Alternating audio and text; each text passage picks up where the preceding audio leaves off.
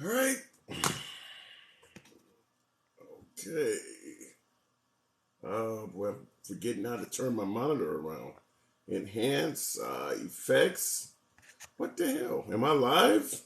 Hang on a second, folks. I'm trying to figure out why I cannot turn my screen around here. Flip camera. That we don't want to do that. There we go. I don't know why they moved everything. All right, folks, coming in here tonight, 7 p.m. Central. You know where we do this all the time.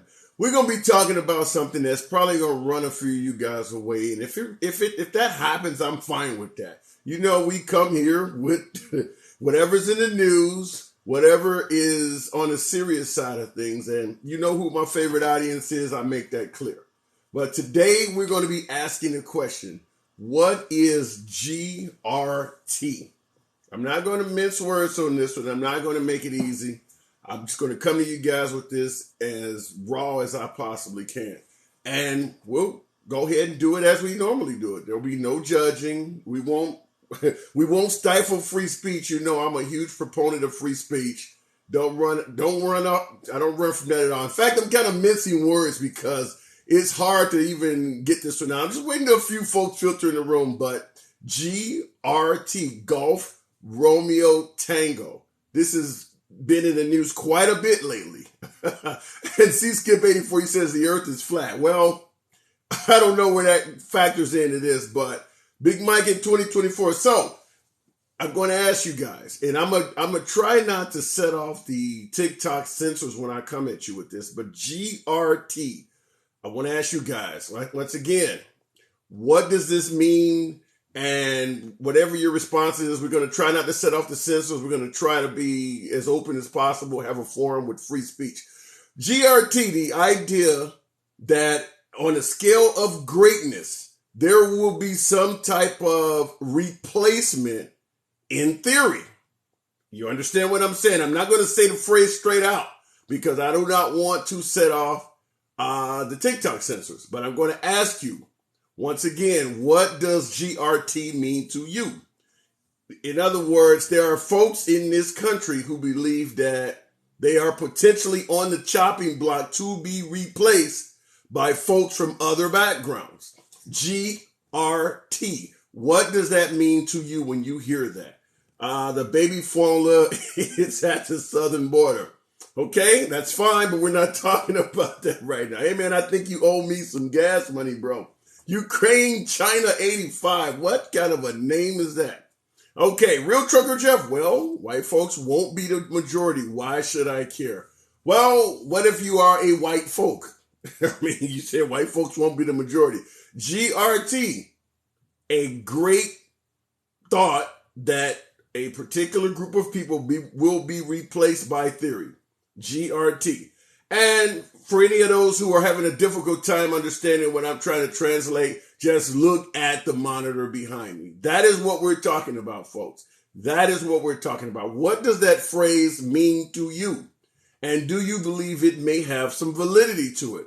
Not going to leave it up there too long. Like I said, I do not want to trigger the censors, but I want to get your opinion on it. Once again, no judging. Free speech is paramount here. I make it clear this is a MAGA-friendly zone. So we've all heard of it. We've all heard folks speaking in regards to it. But what does it mean to you? John says you funny. How am I funny? I'm asking a legitimate question. Do you find humor in it? Feel free to chuckle or laugh wherever you want. Are you truly a leftist, says Leland is share or something like that. I lean left. Yes, I do lean left. I don't lean left in the most radical of ways. So maybe that can somewhat cloud the judgment because I don't say crazy shit, at least in my opinion. I'm sure some of you guys probably think otherwise, and that's fine. Your humble correspondent here. Like I said, I love free speech. Give it to me raw. Say what you have to say. But yes, I do lean left on a variety of social tenets. But in regards to this comment, GRT, the theory that one group of folks will ultimately be replaced by another group of folks. Not necessarily saying you'll go from majority to minority. We're talking about being replaced. What does that mean as far as you're concerned? And do you believe there's any validity to it? Or do you think it's just a bunch of kooks coming up with some BS? It total doesn't. Faldo, appreciate that, chat. Common sense says if you replace someone, they're gone. What does that say? D1234. But I guess I'd ask you the question in regards to that. When you stated common sense says if you replace someone, they're gone. That's a legitimate point. However, throughout American history, we've been a country for what, 250 years plus? Name a group of individuals that have been completely replaced. Who's been replaced? How do you replace a group of people? I'm assuming that means render them extinct. Even in Germany, there are Israeli descendants, and I'm not going to refer to that group of people either, because like I said, I totally want free speech here, but obviously there's a higher power out there that might play games with this. But even in Germany, there are some descendants of Israelis still there. So in regards to replacing a group of people, how can you do that? Outstanding, says Flynn, 1909. Okay. What does that say? Noon Zoom 95, Trump for America. Well, more like currently Trump for Mar-a-Lago. It's just a scare tactic. Louise Grant. Why would someone use that to scare folks, though? I mean, if I thought someone was essentially trying to completely eradicate me, it might make me act a fool, because now you're talking about self-survival. So I guess we'd have to ask, who's using this as a scare tactic, and what is the purpose? No question, Dems are bringing in dependent third world to turn the country socialist. William Shakespeare. That has been said ever since, I believe, Barack Obama came on the scene. Remember Joe the Plumber and the notion that Barack Obama was going to be a socialist? Well, we had 8 years of Barack Obama, and the idea that America was even close to being a socialist country between the years of 2008 and 2016 or 2009. He was sworn in January 2009. Between 2009 and 2017, did it feel remotely like Venezuela at all in this country? Because that's what we were told. That's what we were told. If you elect Barack Obama, it's going to be a socialist country. Do you remember the socialist years of the 2010s? Not valid. It's just a snowflake, Trump-looking talking point. That's a fair point. Listen, I'm bringing it up because I'm wondering where it came from. And for those who don't understand or realize what we're talking about, you see what's on the monitor behind me, GRT. This is not in regards to critical race theory.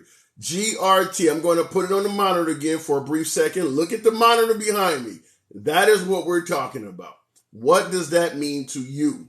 Have you heard that phrase? And when you hear that phrase, what is the first thing that comes to mind? What is it? Is it legitimate? Is there a legitimate reason to use that phrase? Do you see America heading in a direction where there's some validity to that phrase? He did run up the debt from 10 trillion to 20 trillion. Space Coast Taco 73. What was the debt when Trump took office? And what was the debt when he left office? He also ran up the debt. George W. Bush ran up the debt significantly. If all you have to be is someone who increases the national debt to become a socialist, then we've had a whole lot of socialist presidents in this country. I mean, if you're going to judge somebody based on socialism, judge it on a legitimate scale. I mean, because like I said, there's been several presidents. I believe Bill Clinton was the last president to bring down the national debt. So let's be open with it. Matrix, GRT and CRT are the same. Interesting. Wow. I need to get you on here. Out of the Matrix. Good evening. Hey, how are you doing, buddy? Hang on a second. I have my volume with. Can you hear me? Yep, I can hear you fine, man. Absolutely. Okay, have you heard of the phrase GRT? No, I hadn't heard of it until the Buffalo shooting. This is what I don't get, right? I guess this is just my simple view of it. If we're gonna end racism, and if we're gonna, or if that's the ultimate end goal, like who gives a shit if the white race is eradicated and everyone's mixed with certain things? At the end of the day, we're all humans. Like who gives a shit? Like I don't understand. And I think anyone that has a problem or a fear of that is part of the problem. And that's coming from a Trump supporter. Okay, fair enough. And like I make it clear, you're always 100% welcome here. The issue, though, when you say who gives a flying or whatever you say, who gives an F, The problem is when it comes to, why are we concerned with the color or the background of someone, and we're all American. The problem is in this country we have never had that mindset. We've always been concerned with how somebody looks or where they're from. I know, and that's a pitiful situation that in 2022, given our ugly history, that's still where we are today, having that same conversation. But I think that this is a healthy conversation because honestly, it allows the true racists to expose themselves. Well, I mean, but the problem is when I talk about GRT, for instance, I know on my own particular little corner of social media in this part, I mean, who admits who's really going to expose themselves outside of like really backdoor right-wing channels and actually come out and say, I believe that GRT is real. And I'll ask this in regards to my audience. Like I always say, no judging. I'll let you speak your mind here. Is there anyone in here that believes there's any validity to it? Because from where I can tell, the folks who do subscribe to this theory don't generally, it's kind of like Fight Club. You don't talk about Fight Club. And the folks who really subscribe to this, they'll in backdoor rooms, they will talk about it and discuss it. But on a public forum, how many folks come out and say they believe this is a real case? I don't know, man. I mean, I'd say there's probably an it's hard to say, I'd say there's plenty, millions in this country. I would say that. Yeah, I mean, let me say this, and I'm going to do what I generally do, and that is I can see both sides of some issues. This one is a little bit more cloudy, but I will say this, at least when it comes to cancel culture, I do realize that you can say derogatory things about Caucasians, particularly males or Christians, that you probably would not get away with saying about, say, African Americans or women. So I understand that there's currently in 2022 a new double standard, but the idea that there's a path to totally replacing a group of folks, that's where I'm like, it's kind of cloud. I can't understand where they're getting that from. But go ahead. Well, yeah, I mean, there's nothing to support that theory. I mean, if you were to break down the makeup of the United States based on percentages, there's nothing to support that theory that I can tell.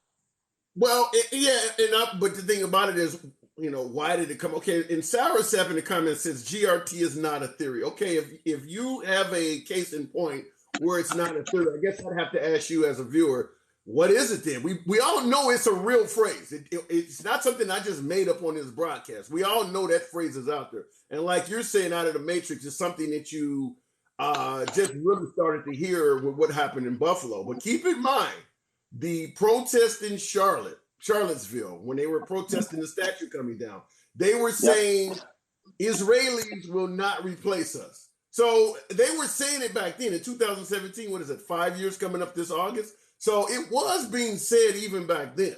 Go ahead. Yeah. No, I mean, I remember it being talked about, but not to the technical, like not the acronym GRT. I just, I heard them talking about typical white supremacy bullshit that we've been hearing for decades. But the term GRT is new to me.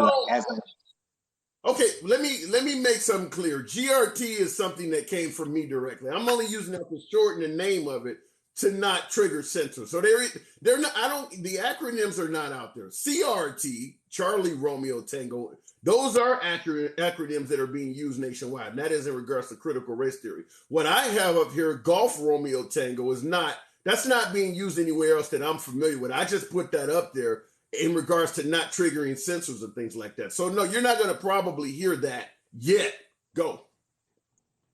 Yeah, no, so I guess my take at the end of the day is that I just think that it's a sad state of affairs we're in, and I don't think that our politicians on both sides of the political aisle are doing anything to put out the flames. If anything, they're pouring gas on it because each side is taking extremist views to garner support, and all it's doing is creating gridlock in DC and pandemonium across the country. And unfortunately, based on what happened in the New York subway, and then here we are a few weeks later, and this happened at Tops grocery store. And I just honestly, I don't see a situation where until cooler heads prevail by those that are meant to be leading the country right now to start to tame things down instead of amp them up. I honestly fear we're going to see comparable or worse cases on both sides of the fence in the near future. It's just a really sad state of affairs. Okay, and I do subscribe to a lot of now. Will and by the way, David Step in the comments is saying, "Stop making this a black and white thing. You're only doing this to make money." How sad!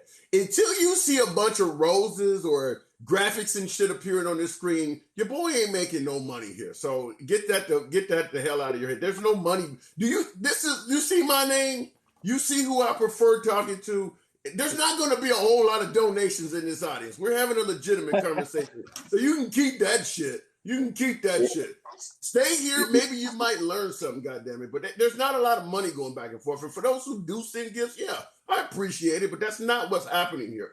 I will just say this, that in what you mentioned in regards to the subway shooting, I hate that folks are bringing up what took place at this supermarket in Buffalo and making it sound like, well, we have a real huge issue on this side, and ignoring the subway shooting, because the subway shooting was exactly the same thing in reverse.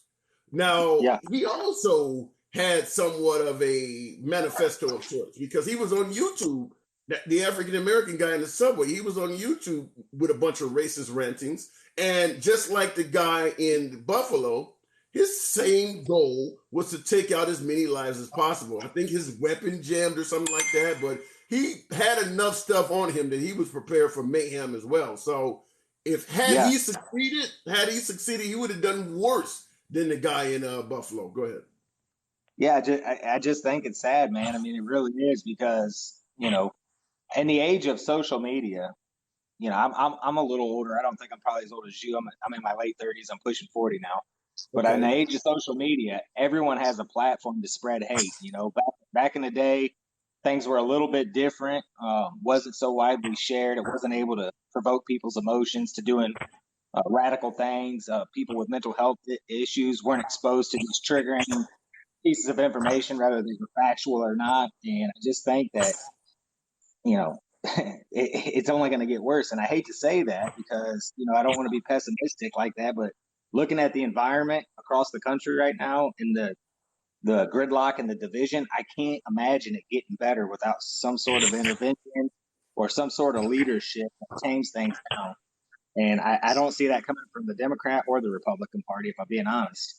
No, it doesn't. And I'll say this, and I'll give you the last word, because I guess somebody else trying to get in. But I will say this: what you're saying is absolutely true. And unfortunately, this is where I got to hold up I don't hold this hat up much, but I have to hold this one up in regards to draining the swamp, is because both sides subscribe to this. And it's going to be very difficult to get rid of it, because both sides traffic in this. And some would say Trump traffics in it too, but both sides traffic in this because it benefits them.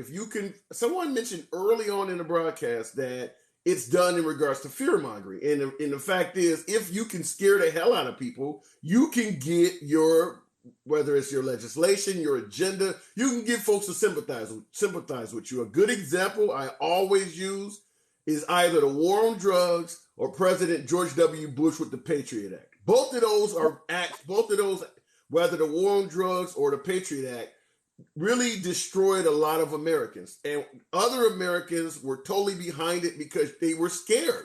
The politicians started out by scaring the shit out of everybody. We thought with the war on drugs, you were going to have zombies all over the damn place. And with George W. Bush, he had us believing that terrorists were going to be all over America. And they used that to pass some really unconstitutional bullshit. But I'll give you the last word. Go ahead. No, I completely agree with you, man. I can go back and point to legislation on both sides, the political aisle, that was detrimental to the good of the country. And that's why I'm a big advocate to see people from a grassroots movement like yourself, very intelligent, very articulate, very open-minded, very rational. Same with me. Same with, a lot of people I see on this app. I see a lot of intelligent people on this app from both sides of the aisle. Some are fringe elements and they're a bit toxic in their approach, but there's plenty of rational people, and we need to get back to a point where we stop sending these career politicians for 3 and 4 decades to represent us, because they don't represent us. So I would like to see a grassroots movement where level-headed people who have the same goal in mind, but with different ideas of how to get there, but are willing to compromise, start to run for office, and get these fucking dinosaurs out of there so that we can move the country forward. And that's all I got, man. I appreciate you letting me into your life. Absolutely. Absolutely. Come on back anytime as usual. You're definitely a friend of the program. You have a good evening, man. Yep, thank you. All right, I was out of the matrix. Always good to hear from him. Jin in the comments, 152 said, I think both policies, oh damn, TikTok scrolled it up forward. Okay, I think both policies were good. It was just the way we carried those policies out. And that's in regards to the Patriot Act and the war on drugs. I guess you have to realize there is validity in the phrase power corrupts. And what I mean by power corrupts is that if you give in either side of the aisle, liberals or Democrats, if you give either side of the aisle too much power, is going to corrupt people. When you look at the Patriot Act and all of the tentacles and power that came to state and county and federal prosecutors that were covered under the Patriot Act, it shouldn't surprise anybody that they ended up twisting and turning that and using it in horrible ways against other Americans. If you got a U.S. citizen that continues to skirt the law and you really want to catch them, you're going to start using whatever acts that have been passed that allow you to catch the guy. And the Patriot Act is now primarily being used against American citizens. They're not using the Patriot Act against Middle Easterners or foreign invaders. They're using it against you and me. Period. They're using it against you and me. So always be cautious when they come up with these broad pieces of legislation on the notion that they're never going to corrupt it. I mean, that's just the American way. The lines are open, folks. If you guys want to get in here, if this is too much for you, you need to leave. I understand that. But we're talking about GRT. Once again, I'm going to put it on the monitor. I don't want to say it necessarily because I don't want to trigger the censors. Tim, 23213, I see your comment. Yes, you can. But yeah, you see what's on the monitor. So when you hear that, what does that mean to you? That's what we're asking. Is there validity in that phrase? Do you believe that there is a great effort to replace certain groups of people, certain majorities in this country, and replace them with others? And I see Sugarnomics, you says, yeah, you do believe there is an intentional effort to replace. Like I said, I'm really trying to use synonyms to go around, to go around the censors that may be above me. Leave it up to me. We would be just like the Jeffersons in here. We would be just like Archie Bunker. We would be able to say whatever.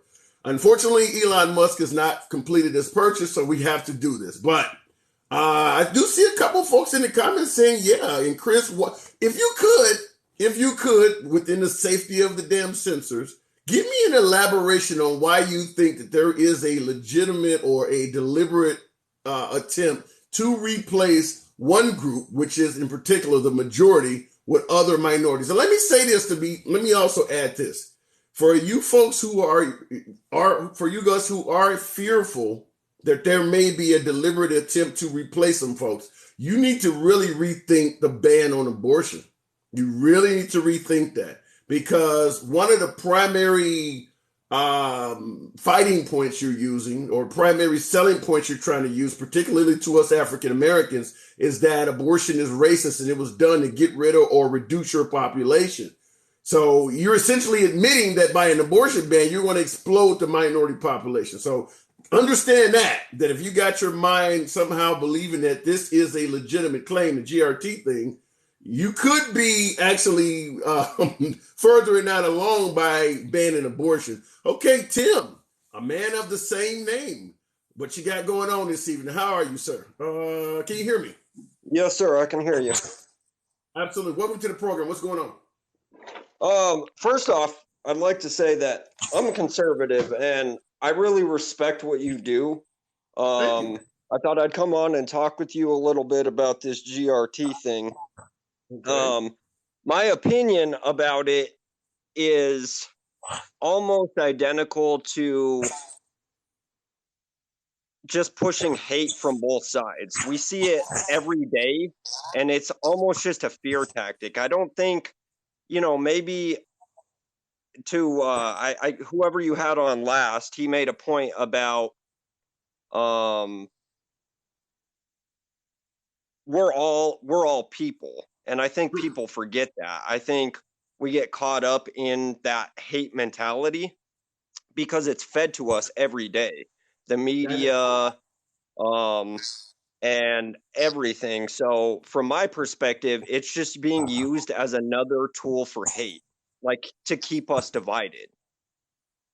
You know, I cannot disagree with that. And I even get folks telling me just simply by covering this topic that I'm doing it. And I'm just simply presenting what I'm hearing and coming to this audience. Like I said, and I like to be able to reach across the aisle. So I'm coming to this audience, not judging anyone, because there are folks in my particular forum right here that have stated they even believe it's true. So I present it not from a standpoint of trying to create division, but actually trying to gain some understanding. But like I told the previous caller, in regards to whether this type of mindset creates hate, it's part of the agenda. I mean, when you look at our politicians, like I just stated before, it helps their agenda if they can create some fear mongering and some hate. But go ahead. Yeah, I think that like we see it every day, even here on TikTok. The other day I came across a video, and somebody had left a comment to a gentleman about how African Americans smell different. And he asked a question, what do we smell like? And my only response to that is like, for one, like what's your agenda with that question?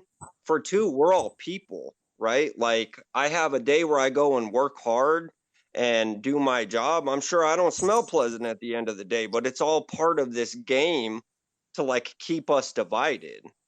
I mean, you really think Holly Berry smell kind of funny? Shit, let me smell Holly Berry. I'm good with that. I would love to. I mean, I guess I will say this a lot, and that is one of the main reasons why I like doing this. Is I like having a back and forth with folks who normally would not talk to each other, because that is how stereotypes develop when you don't have any interaction with the other side. Like, for instance, I got somebody in here now that's Euchre Boy stated, "No racists are in heaven, not one Trump supporter." That's all. Trump supporters are not freaking racist.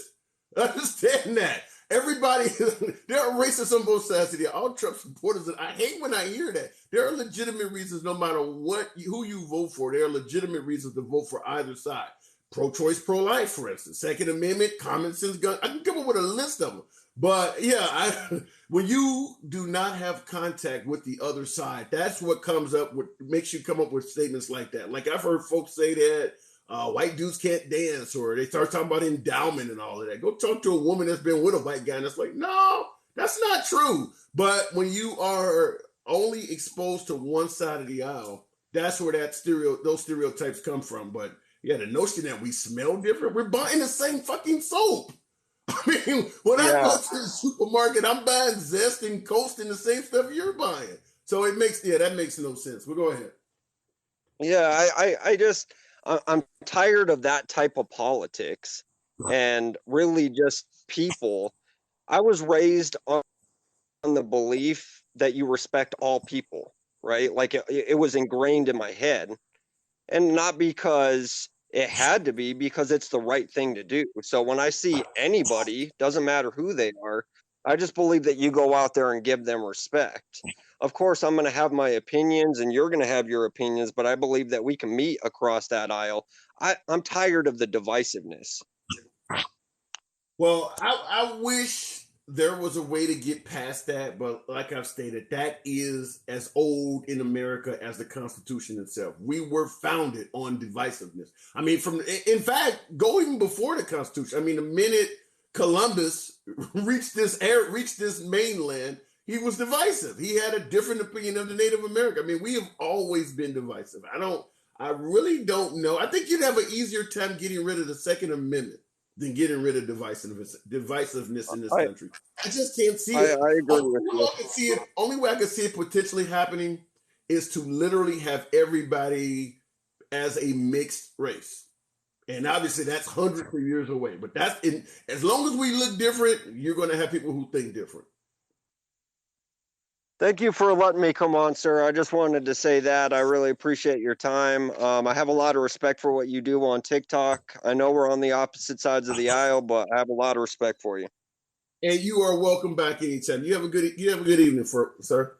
Okay, we got other folks. Okay, with a name like Honest D071, this man is honest. Does he have a long beard like the 16th president of the United States, Honest Abe? Honest. What you do have a beard? Okay. What's going on with you this evening? Oh, not much. How you doing? I'm doing real good, sir. You know, I've been listening to you, and I've really enjoyed everything. Listening to you, and I haven't been able to go live because I was banned. Oh damn! Yeah. I'm only one step from it myself, sir. I'm only one step from it myself. Shout out to Elon Musk. What's on your mind? Well, let's just say that I threatened to do citizen's arrest on the big man himself, and somebody turned me in, and I had Secret Service called on me. On the commander-in-chief. Yep. You had to know that shit was gonna happen, right? Yep. Which is the reason why I'm doing it. Did you get any visits? Huh? Did you get any visits? Yep, twice. Damn. Twice. You mean the suits actually came out to your house?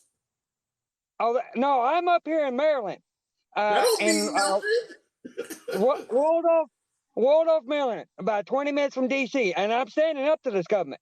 Okay, I really am, because I know what this government's been up to for a very long time, and I know for a fact they've been poisoning us through our vaccines and everything. I even have proof. Wait, let me stop you. Let me stop you before you get the whole damn channel taken down. Use some synonyms, man. Don't say that shit. I don't need more.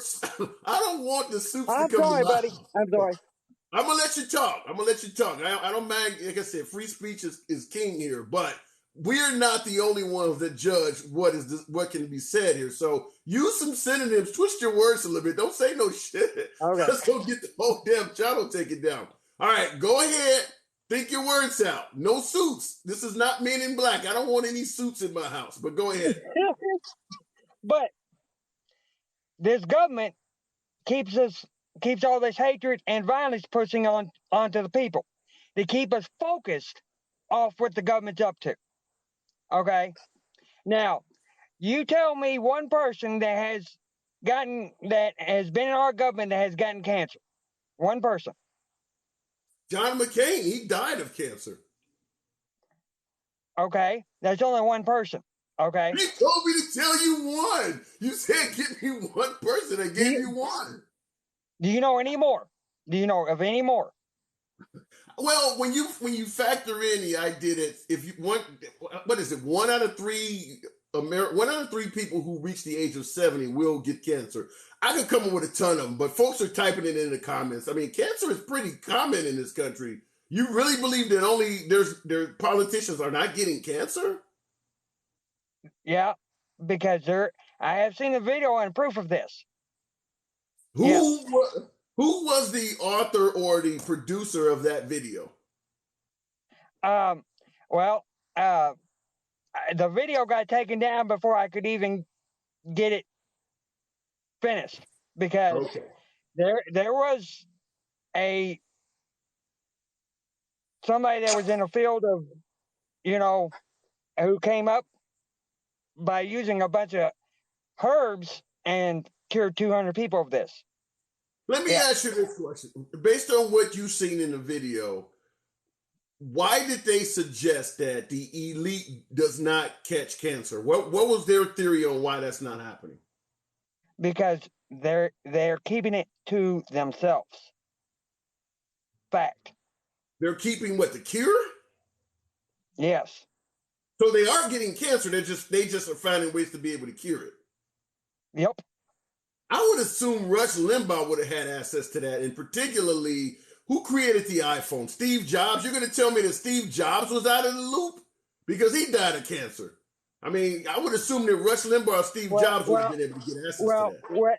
What you got to look at, too, is they got to keep it looking like they don't, okay? So that we don't look like they have it, okay? Now, okay, this is a bit deep for me. Look, I'm gonna wrap it up, but I'm gonna let you finish your point because I got somebody else wanting to get in. You're above my pay grade. I would invite you on my profile. I do have my email address, and I look at every damn thing. By the way, folks, that's how I Came across 2,000 Mules, Mike Lindell's Cyber Symposium, fucking Sheriff Joel Pio trying to prove that Obama. I watch all of that stuff. So even though, despite my name, I'm willing to listen to and do research on whatever comes my way. So I invite you to look at my profile, my email address. Send me what you got, but I'll let you get the last word. Go ahead. If you look me up on Facebook at Daniel Hayes, okay, and it's got those quotations for trigger. Okay, it's Daniel Hayes quotation trigger. Look me up on Messenger, and I will send you proof. Hayes. Hayes, right? Yes, and I will send you proof. All right, but remember, I'm gonna look you up. But I don't want no men in black. You know, Will Smith has been known to go around slapping people, so I don't need men in black. No.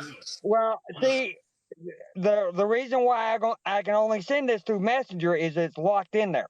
Okay, it's locked in there. Okay. All right. Okay. Well, let me move the program on. Okay, I'll look you up. Daniel Hayes, I got you. I'll look you up. All right. Thank you. All right. Anytime. Like I said, folks, I do let folks speak. Now, what he's saying, I've never heard of, and looks like most of you guys in the comments have never heard of it either. But I'm willing to listen to what he has to say. You're not a Christian if you support Trump. No racist in heaven. Why do you believe Euchre Boy that every single Trump supporter is intolerant? Like I bring it up all the time. If you actually care about your Second Amendment rights and all you have is Hillary Clinton or Trump, why would you vote for Hillary Clinton? You have to figure out what the issues are of the voter. You might not even like the man, but you may like his policies, or you may like the idea that he defends what you believe in. Let's say you really, really like Trump, but you have a fortune in alternative energy. Why would you vote for Trump? There are other reasons to vote other than racism. That's all I'm trying to say. I'm against the Second Amendment. I'm a Christian. You're an anomaly. Okay. I heard there is a cure for cancer, but there is more profit in the treatment. Pop 7526. I wouldn't doubt that. I really wouldn't. When you look at how long big tobacco lied to us, the opioid epidemic, those doctors knew that they were prescribing way more narcotics than the typical patient could handle. I had a couple teeth removed 10 years or so ago, and they gave, what is it, what is those things called? I can't even think of the name of them. You're talking to somebody who's 100% drug free. I don't like to fuck with drugs. But they gave me like 90 of these things, hydrocodones or whatever they're called. They gave me 90 of these for 2 teeth removed. The next day, I didn't need one. I think I took a Tylenol for a light. They gave me 90 of them. Talk about trying to turn your boy into a hype. Trying to put your boy on as a clunker. 90 of them. I could have got high for 3 months. Come on now. All right, there is somebody else out there. Let me move on. Okay, you guys are coming through. All right. As I'm going to be asking, and this is for you, Raven, as you join the program. I'm asking, have you heard of this phrase?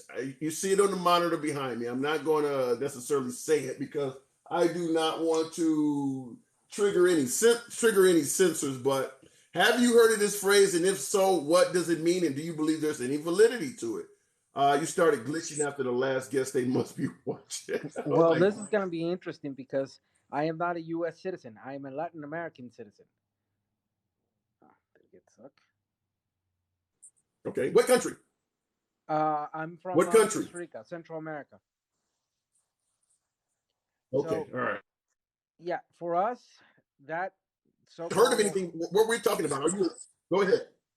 For us, that only reveals the problematic ideology of certain United States citizens that have no respect to what the process of independence, what the establishment of constitutional republics have been for the past 245 years.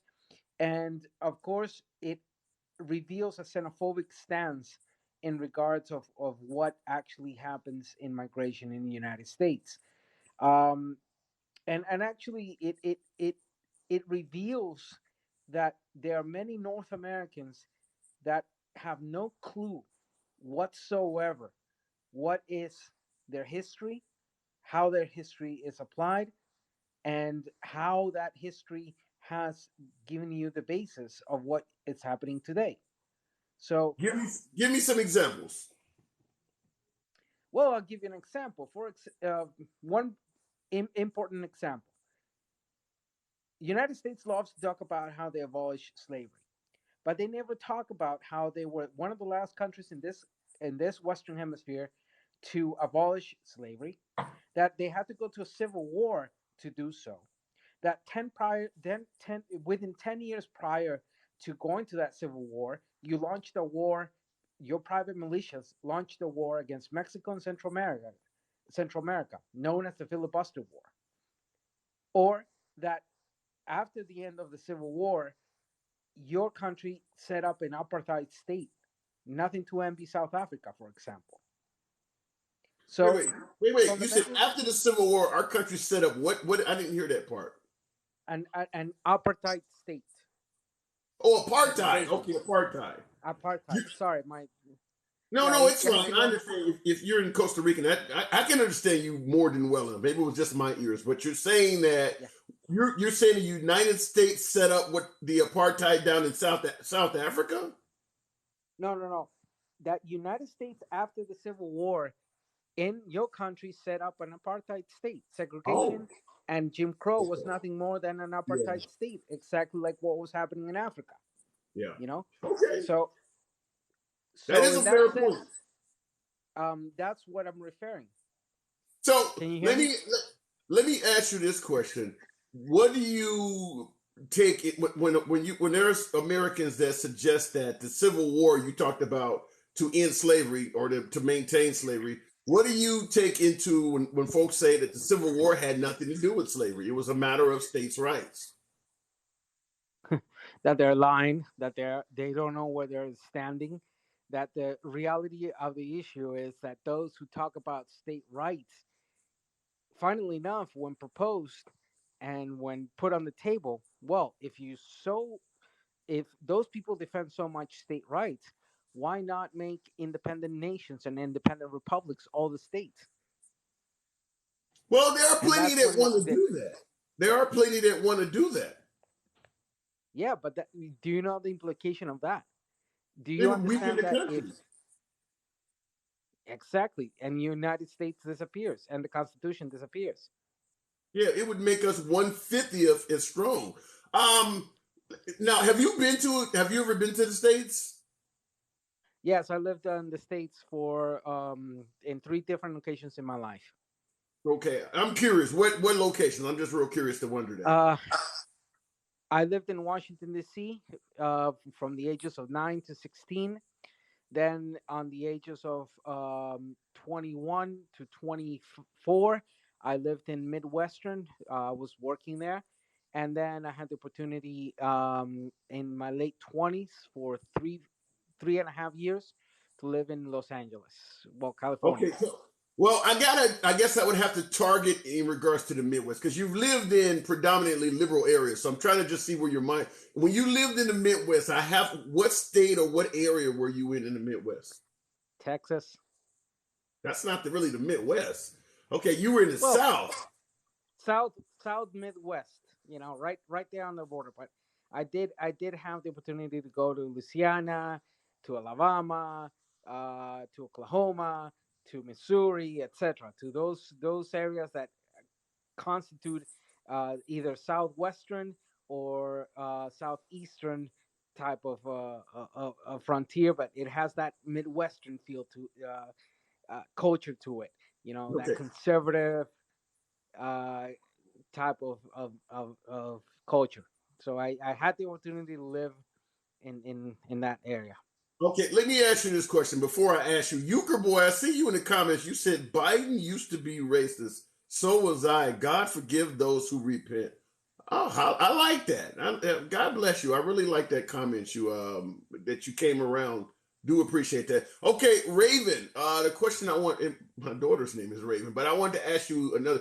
In Costa Rica, what opinion do they have of us Yankees, of us Americans? Well, first of all, it's an opinion shared throughout Latin America. Many of us are sick and tired of the utilization of the term American in such a monopolistic way. American is every person that has been that is here from Canada down to Argentina plus the Caribbean. So for us, That to would be me, wait. I think what you're describing is North American. If you're referring to the continent, well, you're saying unless you're talking, if you want to just say American, then you're talking about essentially from Canada all the way down to the tip of South America. But yeah. yeah, when So we say American, I think you kind of know what we're talking about. But I understand. I get the point you're yeah, making on the for technicality. us, the geographical establishment is North America's three countries: Canada, United States, and partially Mexico.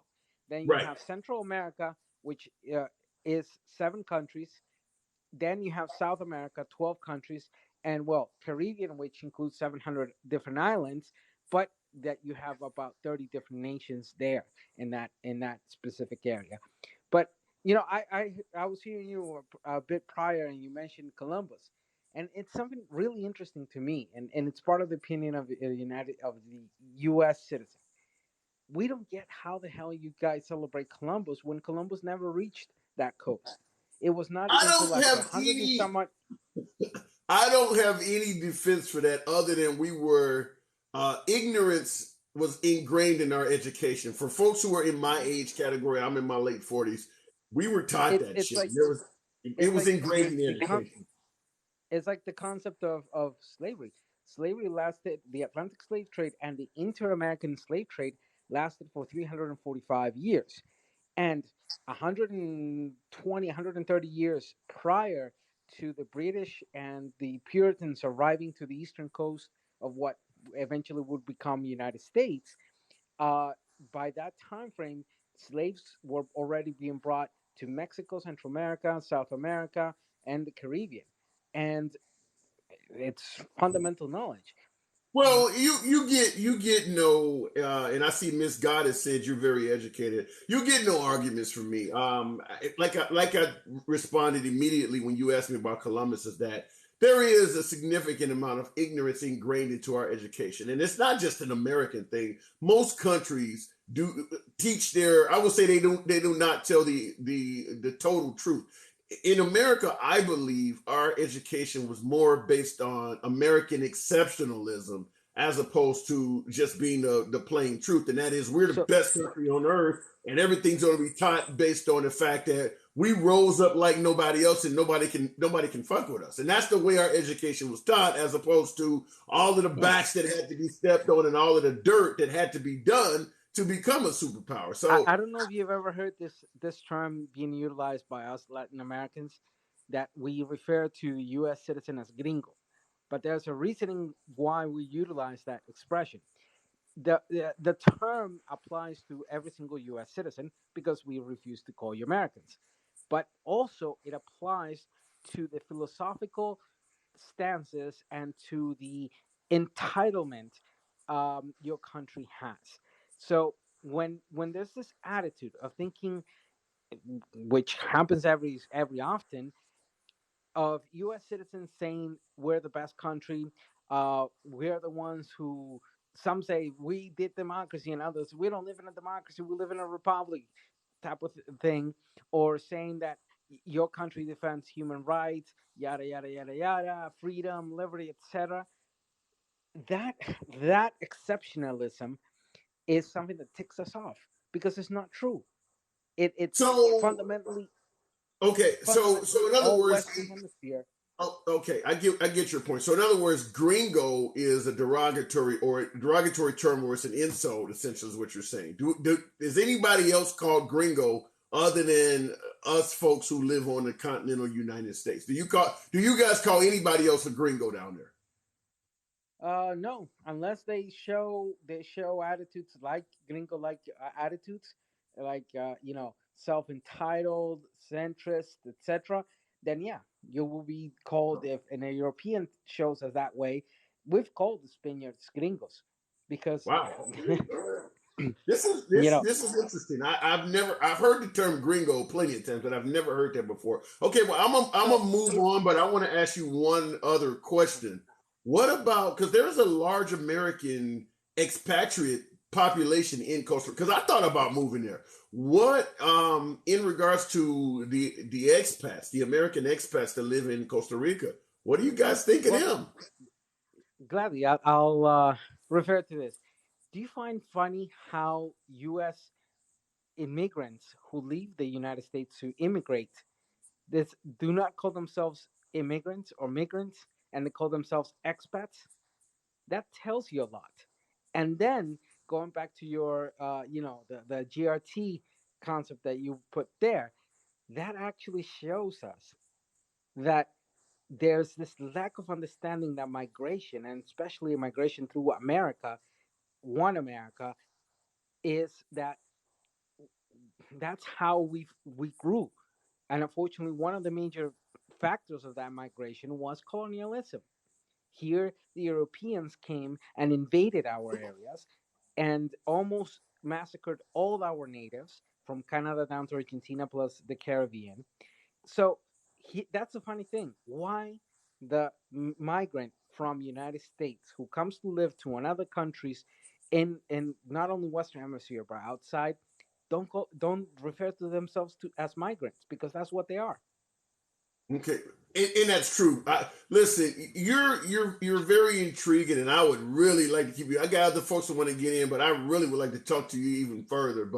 And I will also say our conversation, and I'm for free speech, but there's obviously folks who don't like what you're saying. You're fucking killing our numbers. But I want to ask you one more question because you're so intriguing, at least to me. What do you think of Trump? Trump is to the United States what Hugo Chavez or Fidel Castro or Pinochet or Daniel Ortega are to Latin America. Trump arrived to the politics of the United States as the demagogue, populist, utilizing all the tools classical for somebody who was, and that's what he tried to do, wanted to become a dictator, wanted to become a singular power, controlling everything in that sense. So to us, to many of us here, Trump just represents one more of those type of American politicians that have destroyed peace, freedom, liberty, democracy. Wow. Okay, I gotta move it on. You don't shit. You turned all the lights out in the club. Okay. All right. Listen, I would absolutely invite you to follow the program. And if I see your name in the comments or in the invites, sure, I absolutely will bring you back on. I would love to converse with you a little bit longer, but I have other folks in here. But man, you definitely were quite interested, man. My pleasure, and I'll be back, and hopefully we can have a more profound conversation regarding political, etc. I'm also liberal, and I'm also a handsome liberal. No shit. Yeah, but the liberal concept of liberalism in Latin America is quite different from what the United States handles. For us, liberalism is classical liberalism. Is basically, ideologically, you would put me in a constitutional liberal sense. I stand for the constitutions. I stand for the republics. Okay. All right. Well, look. Let me go ahead and move it on, man. You got a lot there. But I got another person coming in, so we'll talk again very soon. All right. Have a good one. Thank you. Okay. All right. Some folks in the comments said that they could not hear him. I mean, obviously, a lot of other folks did. So did you swim or hike here? Oh my God, Pops. He's in Costa Rica. He's not even in America. Or you suggested when he visited, did he swim or hike? Oh my God. Liberalism in Latin America is communism. Did you hear his reference of President Trump? Now, what I hate, even though, like I said, I promote free speech, I make it clear that my favorite audience, the guys I prefer talking to, is MAGA because I like to get the back and forth going. He fucking killed our numbers, though. We're like, the minute he started holding the United States accountable, he cut our numbers in half. What the fuck? Why is it that folks have such a problem with free speech? Let the man talk. If you disagree with him, post it in the comments and let's hash it out. Okay, to Kemi, let's see what's going on. Because my God, that was quite interesting. I really enjoyed talking to that man. Okay, A-double-L, what's up? Hello. Good All right. morning or good evening in your side. Okay. Where are you calling from? I'm coming from Western Europe. Western New York. Okay. All right. I'm in the Central Time Zone, so you're an hour ahead of me. So it's 9 o'clock. You're okay. Good evening. What's on your mind this evening? Good evening. Um, I hear many things that I just listened the ignorance of your one history about you guys have no idea about you keep thinking that the politician will come to save the world or to save America or to save your situation, your life. No politicians is coming to change your way of life. It's up to you as an individual to I don't change the think. way of life. I think you're accusing me or some of the callers or some of the folks in the crowd of something. No one in here suggested that we think politicians are coming to saving our lives. I mean, this isn't ER. We don't expect politicians to bring us back to life. So we're trying to hold them accountable for the job they were voted in to do. But I don't know where you're getting this from. But go ahead. By the way, where are you from? I mean, you say you're in New York, but I mean, you weren't born and raised in America, were you? No. I'm not an American. I never been to America. I'm from Africa. Kemi Okay. is meaning the people. Kemi, you see my name. My name Kemi. Kemi is the first name of Africa. Africa is name brought by the Latin people when the Roma Empire was have a part of Africa has a state. Is from there different the Afar. Afar, this is name of Africa before What for the country are Roman you? people. Okay, what country are you in right now? I am in France. You're in. You I'm got living in France. You're in France right now. Yep. Okay, all right, okay, okay. You threw me off. I'm trying to. Okay, you obviously. So you're born and raised in Africa. How long you been living in France? 17 years now. But Okay, half in Africa, half in back home. okay, all right. All right. So, Uh, what do you think of France as opposed to America? France is a puppet of America politics. Puppet. You know puppet? Yeah, I know what a puppet France, is. German, Europeans, all they are puppets of of Americans politics. You see the NATO station all around here is just to keep the puppets moving. You just stay there in Washington D.C. and you turn the line and people move as the Macrons, Merkels, and others. The puppet. So let me ask you. Well, I know Merkel. You mentioned Merkel of Germany. I know she's no longer in it. But let me ask you this question. She's no longer. She's no longer. She's the older. Yeah. Let me ask you this question in regards to countries like France or Germany, which you believe are puppets of America.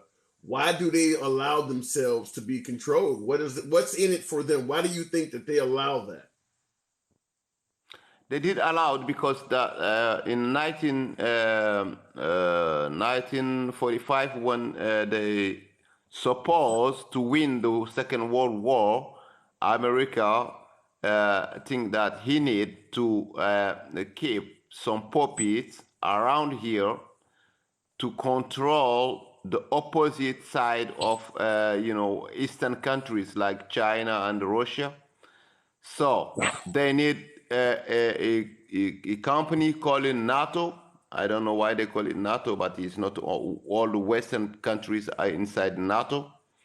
So they keep this military power to to to to to to try to control first Europe and also to control to be in the border of Russia. Well, I see, and Where I see Miss Goddess in the comments is responding to what you're saying by bringing up NATO. So, at the end of the day, do you believe what France, Germany, and other Western European countries allowing themselves to be essentially puppets of the United States, has that been in their best interest? Are they better off following under the coattails of the United States, or would they be better off operating alone and as an independent? Yeah, very hard, very good question. I mean, because you can You be know, independent, you can be independent / extinct. So I just want to throw that out there. You know, here lies France. You know, they held up, but they're no longer in existence. As opposed to, yeah, you're a puppet of the all United right. States, but In a everybody's even bigger. I understand your question, but in my personal point of view, as an African person, I think that those America and Europe are one country. All right, one country. Why? Because the imperialism political situation of all of them are agree to attack any opposite thing, any opposite idea. Has you know, they are the same people who run here from Western and Eastern Europe to go to America. The names, like I can give you the names of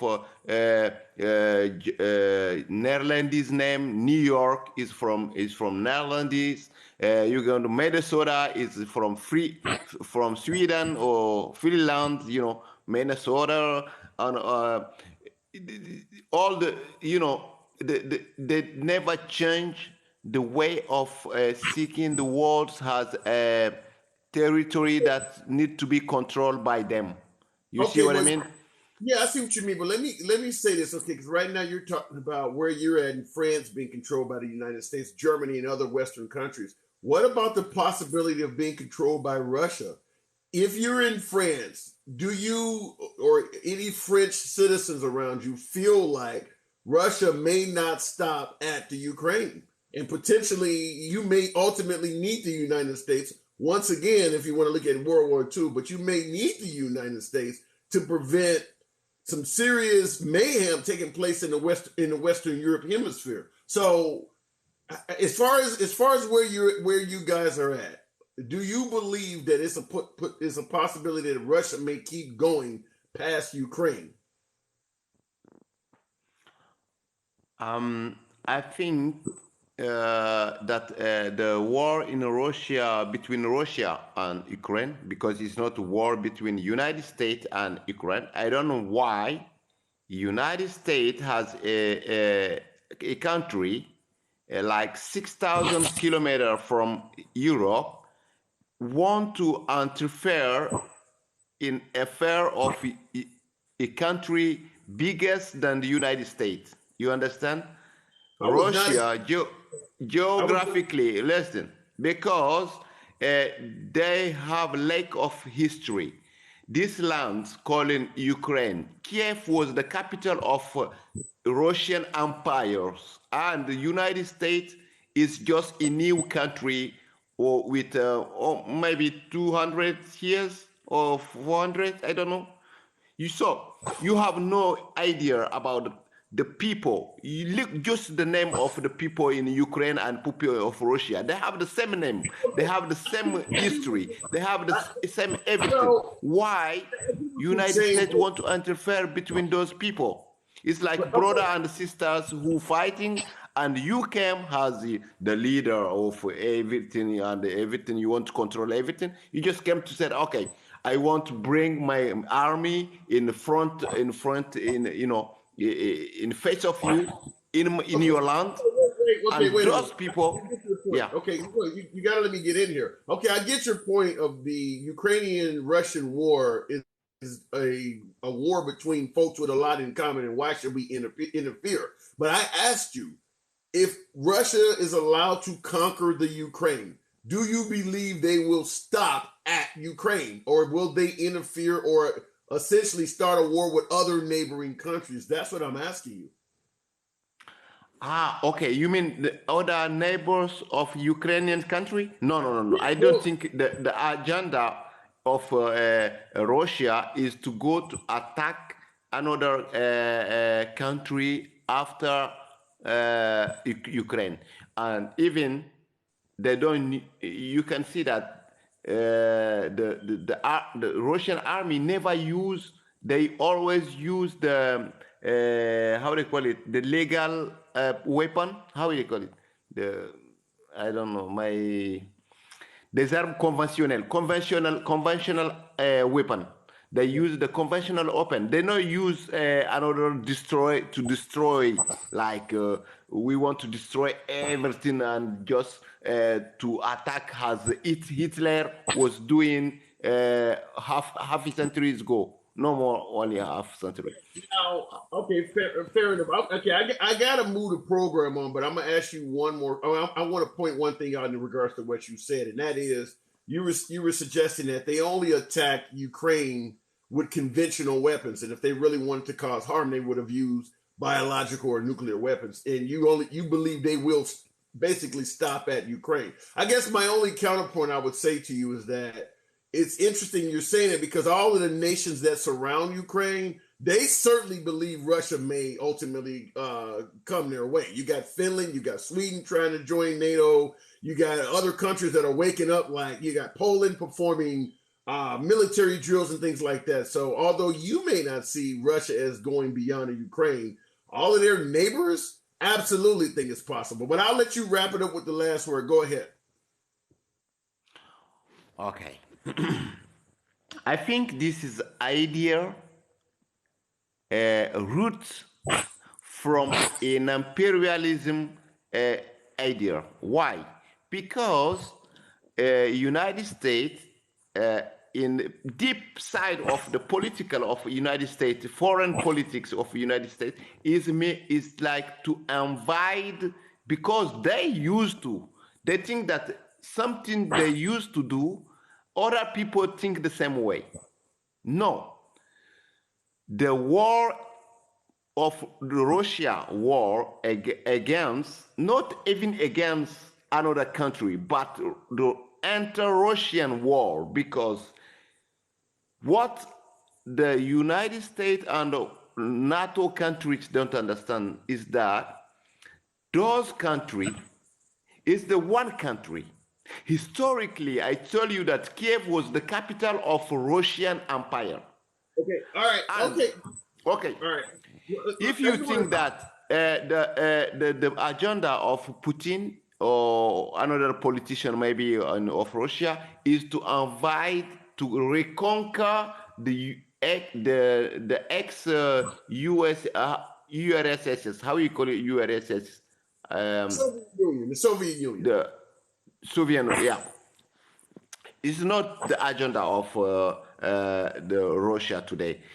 I think you can see the image in Africa when just yesterday, like 12 hours ago, the French government want to kill the Malian president because the Malian president just make contribution. You can see that online now. Republic of Mali, Western Africa. And the French president want to kill the president of Mali just because he make programs, he make a contract, military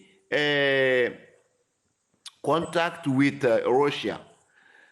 And you can see that this is a very, very dangerous for all the world stability, because you have some people who do the invasion of another country and they think that is not, because they do the same, so they think that other people will do the same. You know, this is the idea of imperialism, you know, to impose your point of view to another people. All right, well, I gotta wrap it. I gotta move the program on, but I do appreciate you coming through. But I got other folks want to get in. I don't want it to go too long. So, all I can say is that a lot of other neighbors in regards to Europe. I can't speak on Mali, on what's going on in Africa, because unfortunately we do not cover a lot of U.S. politics, or better yet, African politics in America. It's a shame, but our citizens, our education on what takes place in Africa is pretty poor. We do not cover a lot of what's going on that continent. Might be because of how we particularly done the continent in the past. I don't know. Interesting guest though. He had experience with several countries. Obviously, he's from Africa. He's currently living in France. And if you're in Western Europe, then you have a lot of it. Now, some of the things he was saying on Russia is certainly different than what I've heard. And that is that Kyiv used to be part of Russia. From what I can tell, or from what I know, Ukraine is older than the nation of Russia. It's actually an older nation, and Russia has been constantly trying to acquire that nation for centuries. That's what I've heard. So maybe I've heard something different, and it's always good to hear from somebody in the region. I've been looking at the comments while we were having that conversation.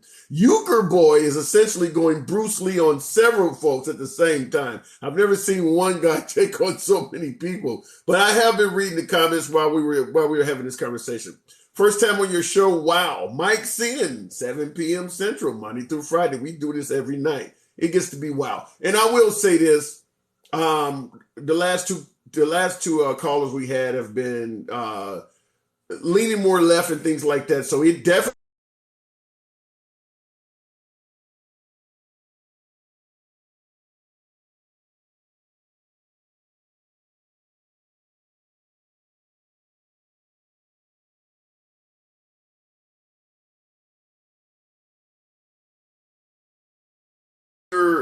the phrase, I said GRT, but I'm gonna put it on the monitor because I don't want to say it to trigger what could be censors. This is social media, and even though I'm a big fan of free speech, I have no control over the higher authorities, the censorship gods that may be watching or whatever. But as I say, Bart Matisse says, wear your MAGA hat.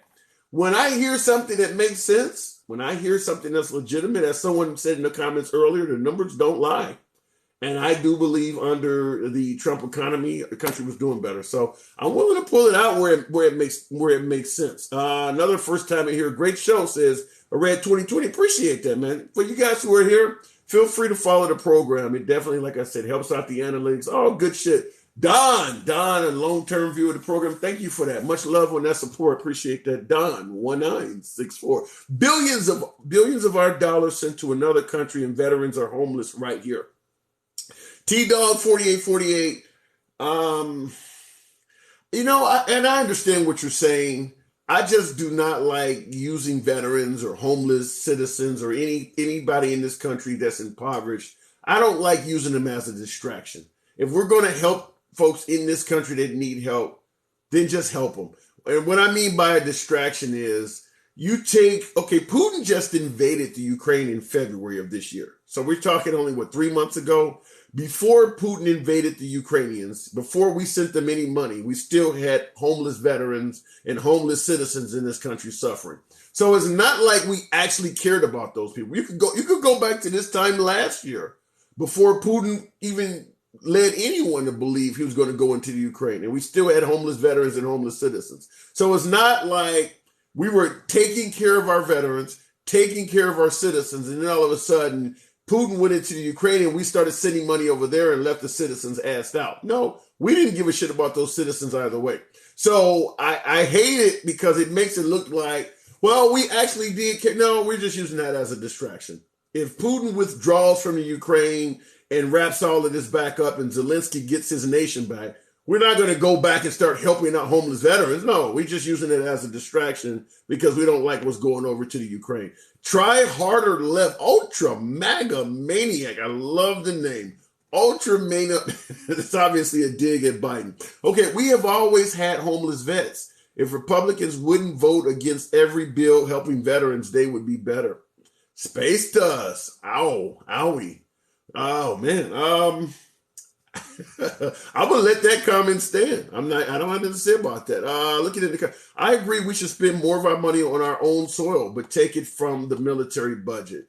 Gavin.com, and I've said that several times as a liberal, that we spend too much money on our military. We have a military budget that's bigger than the next 9 countries under us.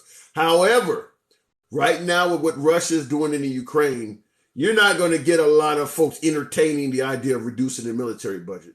If you are involved in lobbying for military spending, maybe you're a sergeant or something, and you get to work with lobbyists to get more money devoted to the military. Right now is a windfall for you, because folks think we're on the cusp of potentially a major world conflict. There's not going to be any cutting of the military budget, at least not in the next few years. That's just not going to happen. Even though there's plenty of waste in the military, and I do believe we could cut the budget and still be the superpower we are. But right now, that is a toxic subject for any liberal to bring up in regards to cutting the military budget. It's not the time for that. Let's see, $40 billion to Ukraine in foreign aid. That's why I said Biden is weakened our nation. Nathan Strong, I disagree with that. I will point to where I think Biden has caused problems with our economy. I think our economy under Biden is awful. You see we're paying at the pump. You see the inflation rates and things like that. But on the world stage, Biden's administration has essentially weakened Russia. I don't even know the numbers of Russian soldiers that have been lost in this conflict, even if they beat the Ukraine. And they should have won a long time ago. But even if Russia ultimately defeats the Ukraine, at what cost has it come? Putin is damaged forever. Similar to George W. Bush. Putin, in fact, is far worse, though, because George W. Bush only cost us about 6,000 people in a very long conflict. This has only been going on for 3 months, and they've lost multiples of what we've lost in Iraq. Putin is damaged goods. The only thing saving him is he has somewhat of a dictatorship in Russia. But at what cost has the cost of invading Ukraine? My guess is if Putin could have it all over again, he wouldn't do this. It has not been beneficial. So I would say under the Biden administration, he will be able to say two things, regardless of, and I know this audience, my favorite audience, I know you guys may not agree with this, but in defense of Biden, he will have two things on the world stage he can say. And that is he has weakened Russia and strengthened NATO. Now, I know a lot of you guys don't even like NATO to begin with, so I understand. But I believe strengthening NATO and having other nations in that region wanting to join us, I believe that's a good thing. I understand a lot of you guys don't. You feel they weren't paying their way, et cetera, et cetera. But that allows us to expand our interest in that area. Now, the caller from Africa was pointing out how that can be used from for corrupt means. And I agree with some of the things he was saying, but at the end of the day, financially, acquisition-wise, power-wise, it benefits us if Sweden and Finland join NATO, and they're asking to do that. My guess is they will be invited to do so. I don't know why. Well, I guess the corruption of Ukraine is why they got denied. And obviously Trump was no fan of letting them join as well. But NATO, Ukraine was also trying to join NATO. Okay, let's look in the comments. The ruble is stronger under Biden. Look it up. But it's not accepted, Brian. I mean, it doesn't matter if your American dollar suddenly was worth triple its value. If nobody's taking it, it's not that valuable. You can't even transfer money out of the country. Most banks won't even work with them. So I don't know if that's a good position to be in. We need out of NATO. Keith Hobbs, 52. Do you believe America will be stronger or a weaker country if we left NATO? Just asking you that. Was it good when NATO bombed Yugoslavia or invaded Libya? Marxist, for the people. Unfortunately, we're talking about Yugoslavia with Slobodan Milosevic and all of that stuff in the 1990s. This goes back to what I told both the two previous callers, the guy in France and the guy in Costa Rica, is that a lot of our education has ignorance ingrained in it. There are what I refer to as Class A conflicts and Class B conflicts. Class A conflicts would be like World War I, World War II, Vietnam, I guess in our lifetime, Iraq. Class B conflicts would be the shit you're talking about. Yugoslavia, Somalia, the Panamanian invasion, because folks don't know as much about it. And when you bring up the Libyan invasion and the Yugoslavian invasion, most Americans don't have a really good, strong grasp on what a Class B conflict like that was about. I understand that there was genocide going on in Yugoslavia, but yeah, when I mentioned the Class A wars, there's been movies and everything devoted to them. When you start talking about Class B conflicts, yeah, maybe one or two films, but it just did not get as much attention. And so this country in particular has a lot of ignorance on that. Magoro got me looking with the sombrero. Appreciate that. Thank you. Way to go around the imperialist destruction of these conflicts. Your ideology supports this. Marxist, I'm admitting ignorance. I'm not admitting any ideology. I'm admitting ignorance. Shit. I can't even tell you I'm ignorant without you insulting me. Okay, fair enough. Free speech. UN troops show up here and try to push the leftist agenda. Biggest standing army will be standing. John Gillen, what is the leftist agenda? I just want to ask that. What is the leftist agenda? Attention to conflict doesn't determine importance. True. Absolutely true. But in this country, we are at the subject of what our educators want to teach us. I'm not saying it's more important than not, more important or not, but if you're only being taught one thing, that's all you're going to know. Now, as we age, there's nothing stopping us from reaching out further and looking into other conflicts and other things that we weren't taught. But I'm just simply telling you, our schools, our education systems, they have certain subjects that they put more emphasis on. Does that mean it's more important worldwide? No, but that's what we are taught here. You got to understand, every country has an agenda on what they want to teach their people. And there's not a lot the average citizen can do to control that. Notice one mule was arrested today, Nathan Strong. Out of the 2,000 mules, only one was arrested. Tell me more about the mule. I want to know that. Let's see. What did you think about 2,000 mules as you mentioned seeing it? I actually had a broadcast this weekend. In fact, two of them on 2,000 mules. I watched 2,000 mules, and my opinion on it is that I really enjoyed the way that they presented the information. I think they did a lot of homework, but I think they also are guilty of a lot of omission. And what I mean by omission, I'm looking for my slide here. I don't know where the hell it went, but what I mean by omission is that they took the 7 states that Trump suggested that there was voter impropriety in: Arizona, Michigan, where else? Pennsylvania, Wisconsin, Georgia, and I think there's one more. But anyway, they went to those states, and that's where they looked for any potential evidence of fraud. So that's the first problem I have, is the notion that out of 50 states, only 7 of them had issues. You're going to tell me a big ass state like Texas with millions of people in it, it was just 100% honest? So that's the first thing, the first issue I had, is they only went to the states that Trump suggested had problems. And Trump suggested those states were problematic on election night. So there was no way for him to know yet. 2,000 mules had time. So, but yeah, Trump suggested that on election night. There was no way for him to know that. Second problem I had is that they only went to Democratic areas in those states. Now, I'm not here to pretend like they didn't find what legitimately looks like some suspect shit. I agree that it looked, somebody showing up to a drop box at 3 a.m. with dozens of ballots it looks sketchy as hell. I agree with that. However, did you check the drop boxes in northern Wisconsin, southern Georgia, areas of Arizona outside of the Phoenix area? No, they only went to Democratic areas. So if you only look for fraud or impropriety in areas that are predominantly Democrat, and you don't even check the Republican areas, your investigation is not thorough. That's another issue I had. The next issue I had is that they did I had screenshots and everything. I was trying to look on my computer here, but I don't know from what we talked about that day, but they had an estimate of all the illegal votes they found. They had here's a case. We had 2,000 mules. They did an average of 5 drop boxes each, and how many average ballots they had on them. And they came up with a tally of this election that we found so far, 380,000 illegal votes. That was the number they had.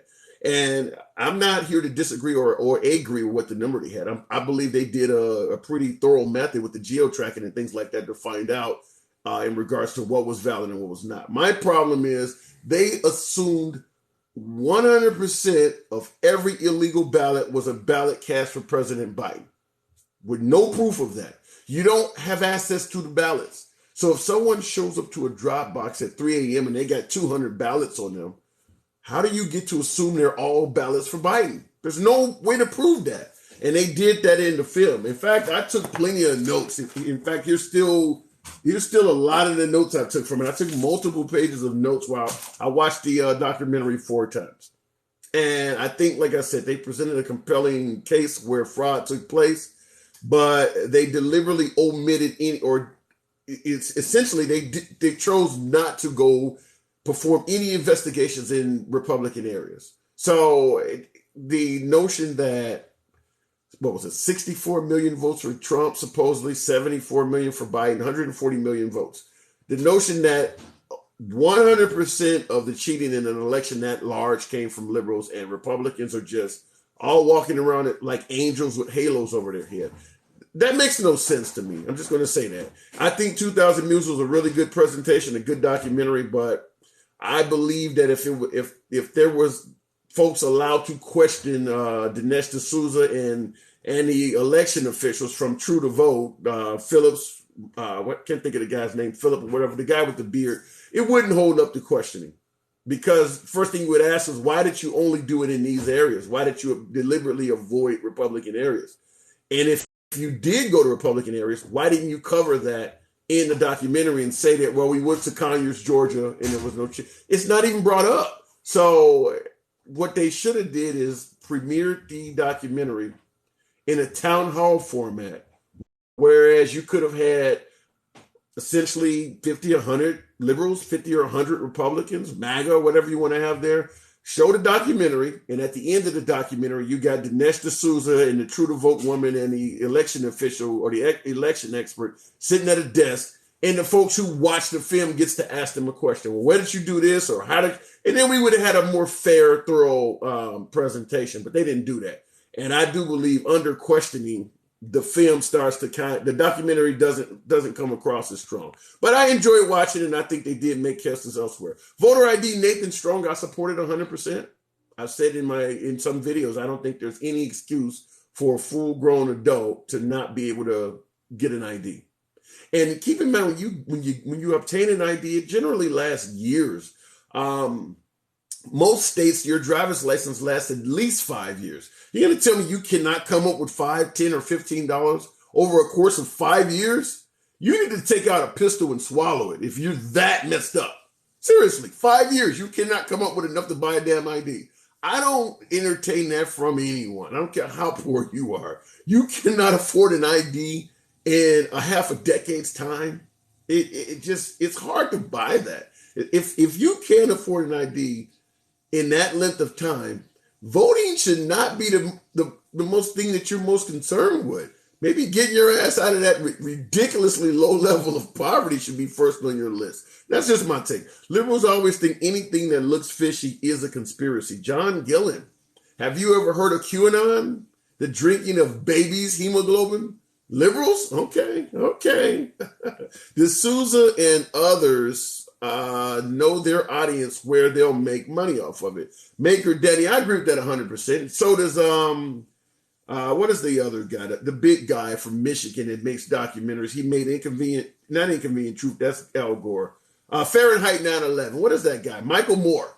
That gentleman also does the same thing. And Dinesh D'Souza is essentially Michael Moore, but for the right, because he made another movie on Hillary Clinton. And I will say this: anytime I come to this audience with anything that I want to talk about, before I present anything to you guys, what I always try to do at all costs is avoid giving you any kind of information, links, or any kind of background stuff that comes from CNN or MSNBC or even the ABC, NBC networks. It's because I know the first thing you're going to say is bias is coming from a biased source. However, even with that type of a statement, I was willing to watch a documentary multiple times from Dinesh D'Souza, orchestrated by True to Vote. So everything about that documentary is right-wing. There's nothing unbiased the way that was presented.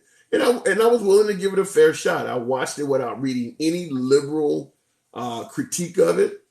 I watched it with an open mind. And the questions I presented to you just now, those came from me. I didn't read it. I didn't get it from USA Today or Chicago Sun-Times. That was from me. So if I could come up with all of those questions watching that, can you imagine if you put a bunch of liberal attorneys or liberal think tanks in front of that? It would not hold up under questioning. And that's, in my belief, why networks like Fox News, they're not as successful as 2000. It's a successful film. It's a successful documentary, very successful. Within its first 12 hours of release, that documentary had made already $1 million. And that's not including all of the folks who streamed it for free.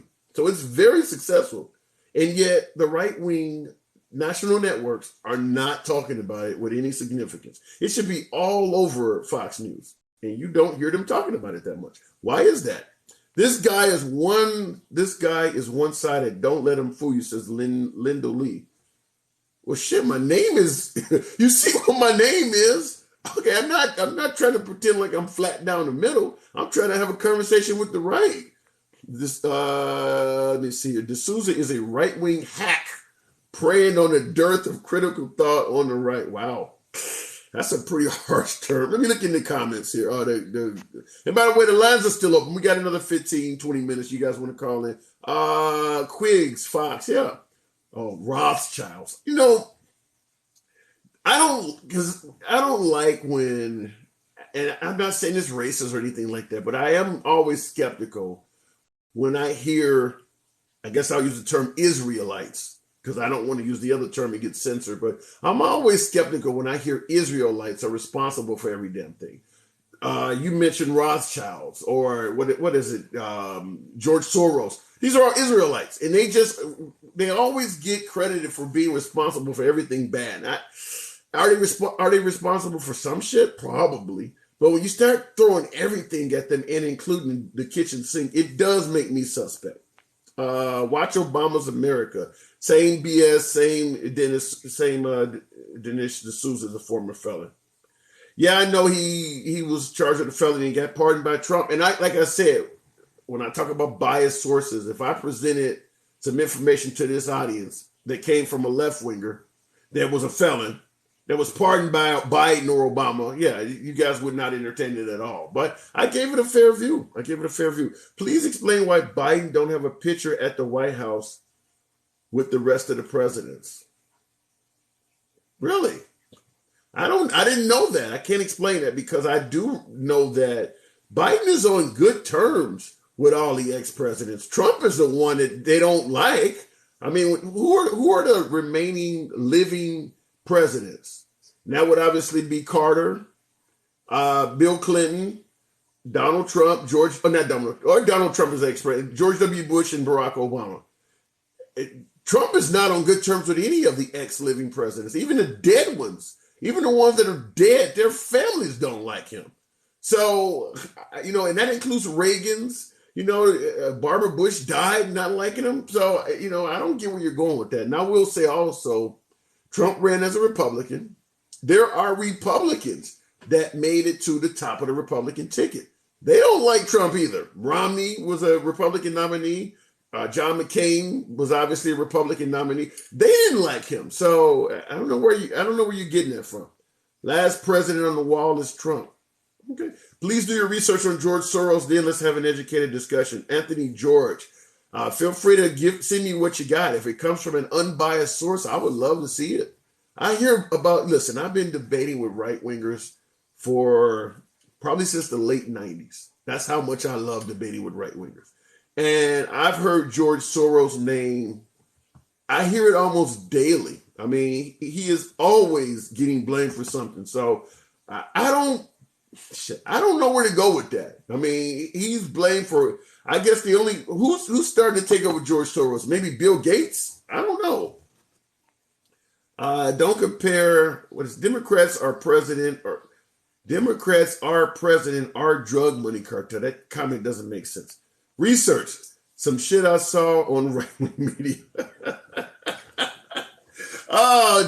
Paris, welcome back to the program. That's because Trump interrupted their plan to enslave all of us, says Rusty2456. When Obama was president, you're suggesting that Trump interrupted their plan to enslave all of us. When Obama was president, if I can recall correctly, any black person that brought up being enslaved was told, you need to get over that shit. It happened 200 years ago. All of a sudden, Trump gets elected and we can now talk about slavery again? Where did that come from? All right, let's see what's going on, Bri. Basaki said it's too much trouble in resources. Damn that comment. I didn't get to see it because TikTok scrolled up forward. Too much trouble in resources to visit Waukesha, but he's going to Buffalo. Why? Agenda. Don 1964. Hang on, Bri. You're pointing to the racist attack in Waukesha, where the guy literally drove through a crowded parade, African American, of Caucasians and ran over as many of them as he could. It was a racist attack. It was a hate crime. And you're stating that Biden's spokesperson, Psaki, the redhead, said that it was too much trouble and resources to visit Waukesha. If she said that, and then she's out in Buffalo, for this event happening from a white supremacist, yeah, she should be held accountable for that. I didn't know she said that, though. I would love to see evidence she said it, but Don is definitely a friend of the program, and I tend to believe you're probably right, but I hadn't heard that. Okay, Brian, go ahead. Yeah, that's what I was gonna key off on. Is he's going to go to Buffalo, but he wouldn't go to Waukesha. Sounds like he's race baiting to me.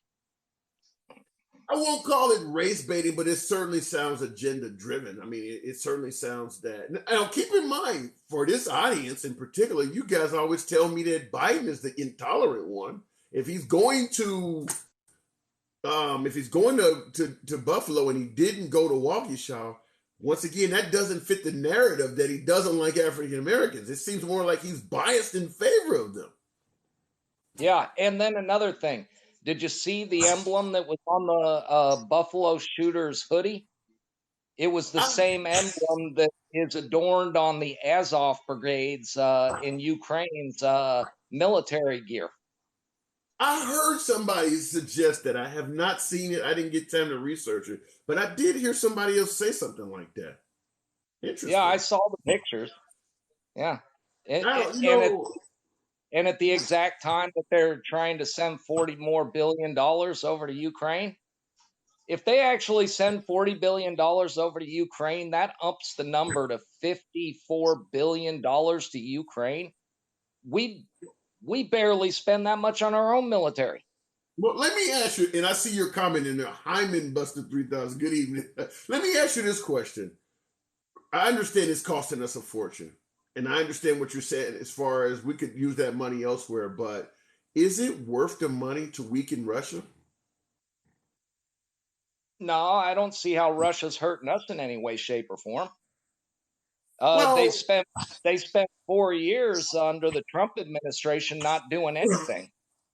Well, in regards to whether Russia is helping us or not, or hurting us or not, rather, keep in mind, all of the money we spend on our military budget, most of it is because of Russia. If Russia was not a superpower, if Russia just totally disintegrated, we would probably reduce our military spending, because that's probably one of our biggest threats in the world, rather. Wasn't it Mitt Romney when he ran for office that stated that Russia was our biggest threat, and Obama laughed at him and said the 80s want their foreign policy back or something?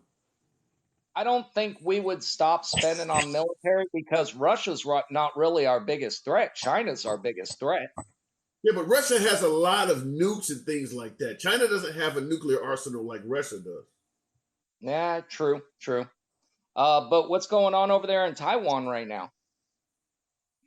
They're not encroaching. I don't see China doing what Russia did for two reasons. First of all, our sanctions would hurt China a lot more than Russia, because China deals with us far more than Russia does. So the sanctions would hurt worse.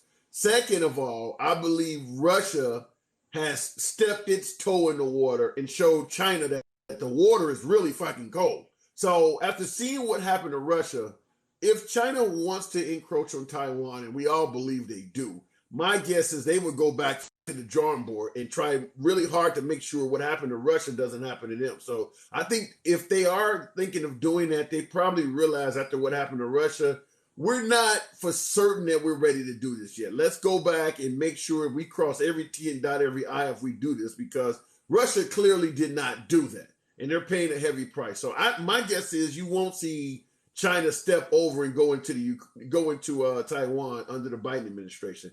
You just don't want to make that mistake that Russia's paying.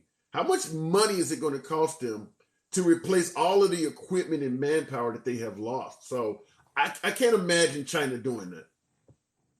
Yeah. And then another thing, I just saw Biden gave a speech the other day where he said he's going to lift the tariffs that the Trump administration have put on China. How does that benefit us here in America? Well, and not strengthen China. I get what you're saying. My response to that would probably be, we don't know for certain what went on behind closed doors. Maybe China was close to going into Taiwan and Biden maybe trying to buy them off. Very similar to what Obama did with Iran. I mean, sometimes, if you hand somebody enough money or alleviate a few problems, they tend to forget what they were thinking about. And I don't know if that's what happened for certain. I'm just speculating here, but money can make folks rethink the shit they're thinking about.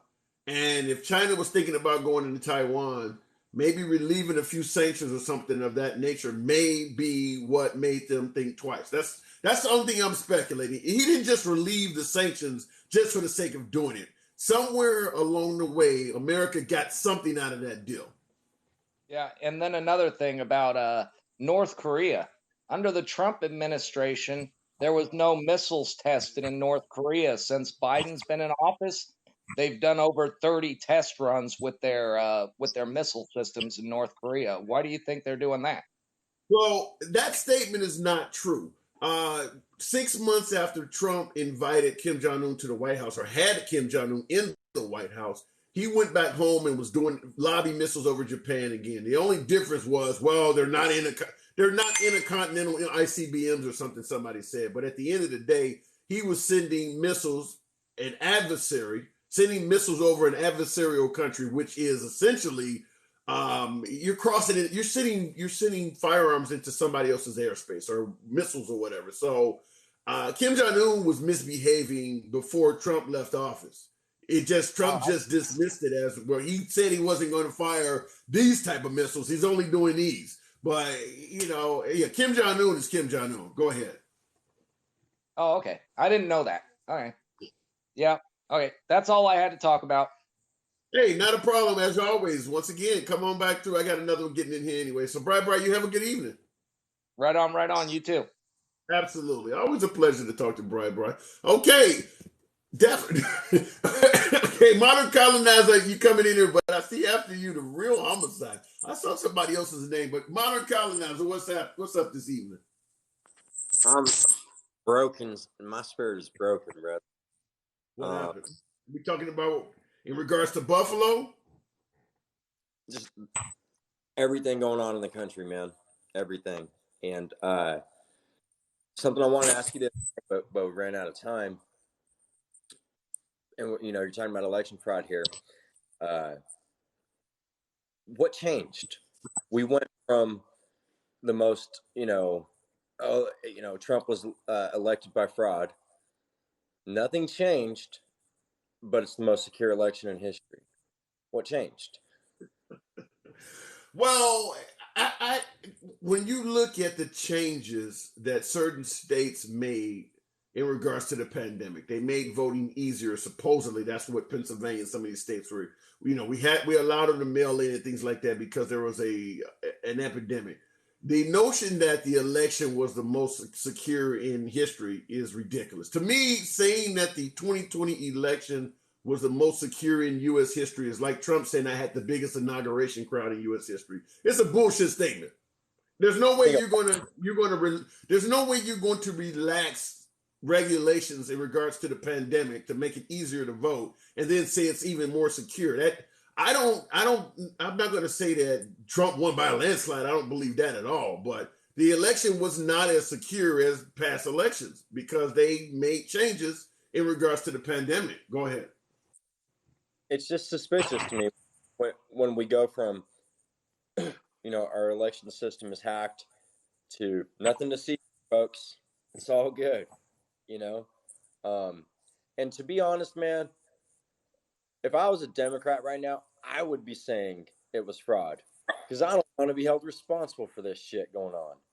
You know what I mean? Yeah, but there's a difference, like I said before. There is a difference between alleging fraud and alleging Trump won by a landslide. You can have fraud and Trump could have still lost. Let's say, for instance, 20% of Democrats cheated and 5% of Republicans cheated. That's still a lot of fraud, but that doesn't mean Trump won by a landslide. I think that, and I've said this before, that I think Dinesh D'Souza, even with his documentary, did a better job in at least proving some of what he said than Trump did. Trump was out there on election night while the votes were still being tallied, claiming he had won by a landslide. There was no way to know that. At least Dinesh D'Souza did go out and actually do some legwork. So maybe if Trump hadn't said some of the things he did in the beginning, and also take out the dude that makes pillows, because he also looked pretty clown-like, take those two out of it and let Dinesh D'Souza be the first person, and who knows, maybe the Supreme Court would have listened. Go ahead. Yeah, I've said it in the chat many times. I'm like, that guy's pillows suck anyway. You know. No, the pillows are the bomb. I got a my pillow. I like those pillows. Yeah. You don't like All my right. pillows? It wasn't worth the money. Okay, they are expensive. They are expensive. Yeah, that's true. They are expensive. But you know, I never claimed Trump won by a landslide. I'm willing to concede that there are plenty of Republicans who were like, hey, you know, it was nice to have somebody in there who finally said what's on his mind instead of what have we been 50 years. Well, we need to have a conversation about it. Like, no, he just boom, that's what's on my mind. Like, yeah, that was nice. But there were probably like, you know what? We need another career politician back in there because he really dropped the ball on COVID. I would concede there's plenty of Republicans who either stayed home or did vote Biden, right? But well, someone is in the comments. 502XO. He's saying this guy is a Republican. I went to high school with him. I'm assuming he's talking about you. He said you're a Republican and you went to high school with you. I don't know who this is, but now if I'm correct, I've covered this before with you, but you're for the most part are an independent, closer to being a libertarian, right? Libertarian. Okay. And libertarians obviously lean right come election day, because there's only going to be Democrats and Republicans at the poll in the general election. So you guys tend to go with the Republican candidate, correct? Oh yeah. I was trying to think about it the other day. I don't think I've ever voted for a Democrat. There might have been like something, city council, county board of supervisors. I might have done, but never Congress, Senate, president. That makes sense. You guys are for small. In some cases, some of you guys are for no government at all. And obviously, the Democratic Party is for enlarging government. So that makes sense that you would certainly be leaning right. That would be a better choice for you or closer to your own ideals than the Democratic Party. And same thing with the Second Amendment. If you're going to be in favor of self-reliance and small government, then shit, you need to have a gun in a country like that. So I can understand definitely you guys leaning towards the right side of the aisle. Right. Yeah, I got plenty of those. And you know, again, whether you know, I this dead horse, the craziest 5% of Republicans and the craziest 5% of Libertarians and represent us all. Like this idea that we're just going to abolish all sense of order. I can't exercise my liberty if I don't have a road to drive on. You know what I mean? Like there's got to be some structure out there, you know. But basically, if I could sum it up in one sentence, it's just like, just leave the fuck alone, and I'll leave you alone. Like there's just way too much of America where it's like I gotta tell you how to live your life, you know. And I'm sick of it, man. But well, yeah, as I always say with comments like that, just leave us alone. I'm black. They ain't never left me alone. Hey, look, I got one more I want to ask you before I move on. The statement you see in the monitor right there. Have you heard of that phrase? not until I had to take a break. I joined your live an hour or so ago, and I saw it, and so I Googled it. And then, yeah, what it talks about. I would say there's probably a little bit of substance to it, but again, most of it's going to be just bigoted. They're taking our jobs. But you can't say it's 100% false. I think there is some narrative of, for instance, if you take every single race in America and add them up against whites, then whites would be a minority, right? And I mean, there's going to be people out there who don't want to lose their, I guess privilege. We'll just use that word, right? That they've grown accustomed to, right? It doesn't matter what you started with when it feels like someone's taking something from you, right? And these aren't my opinions. I'm just saying. I understand. I get it. But where I think I deflect back to is that's a serious lack of accountability on your own end.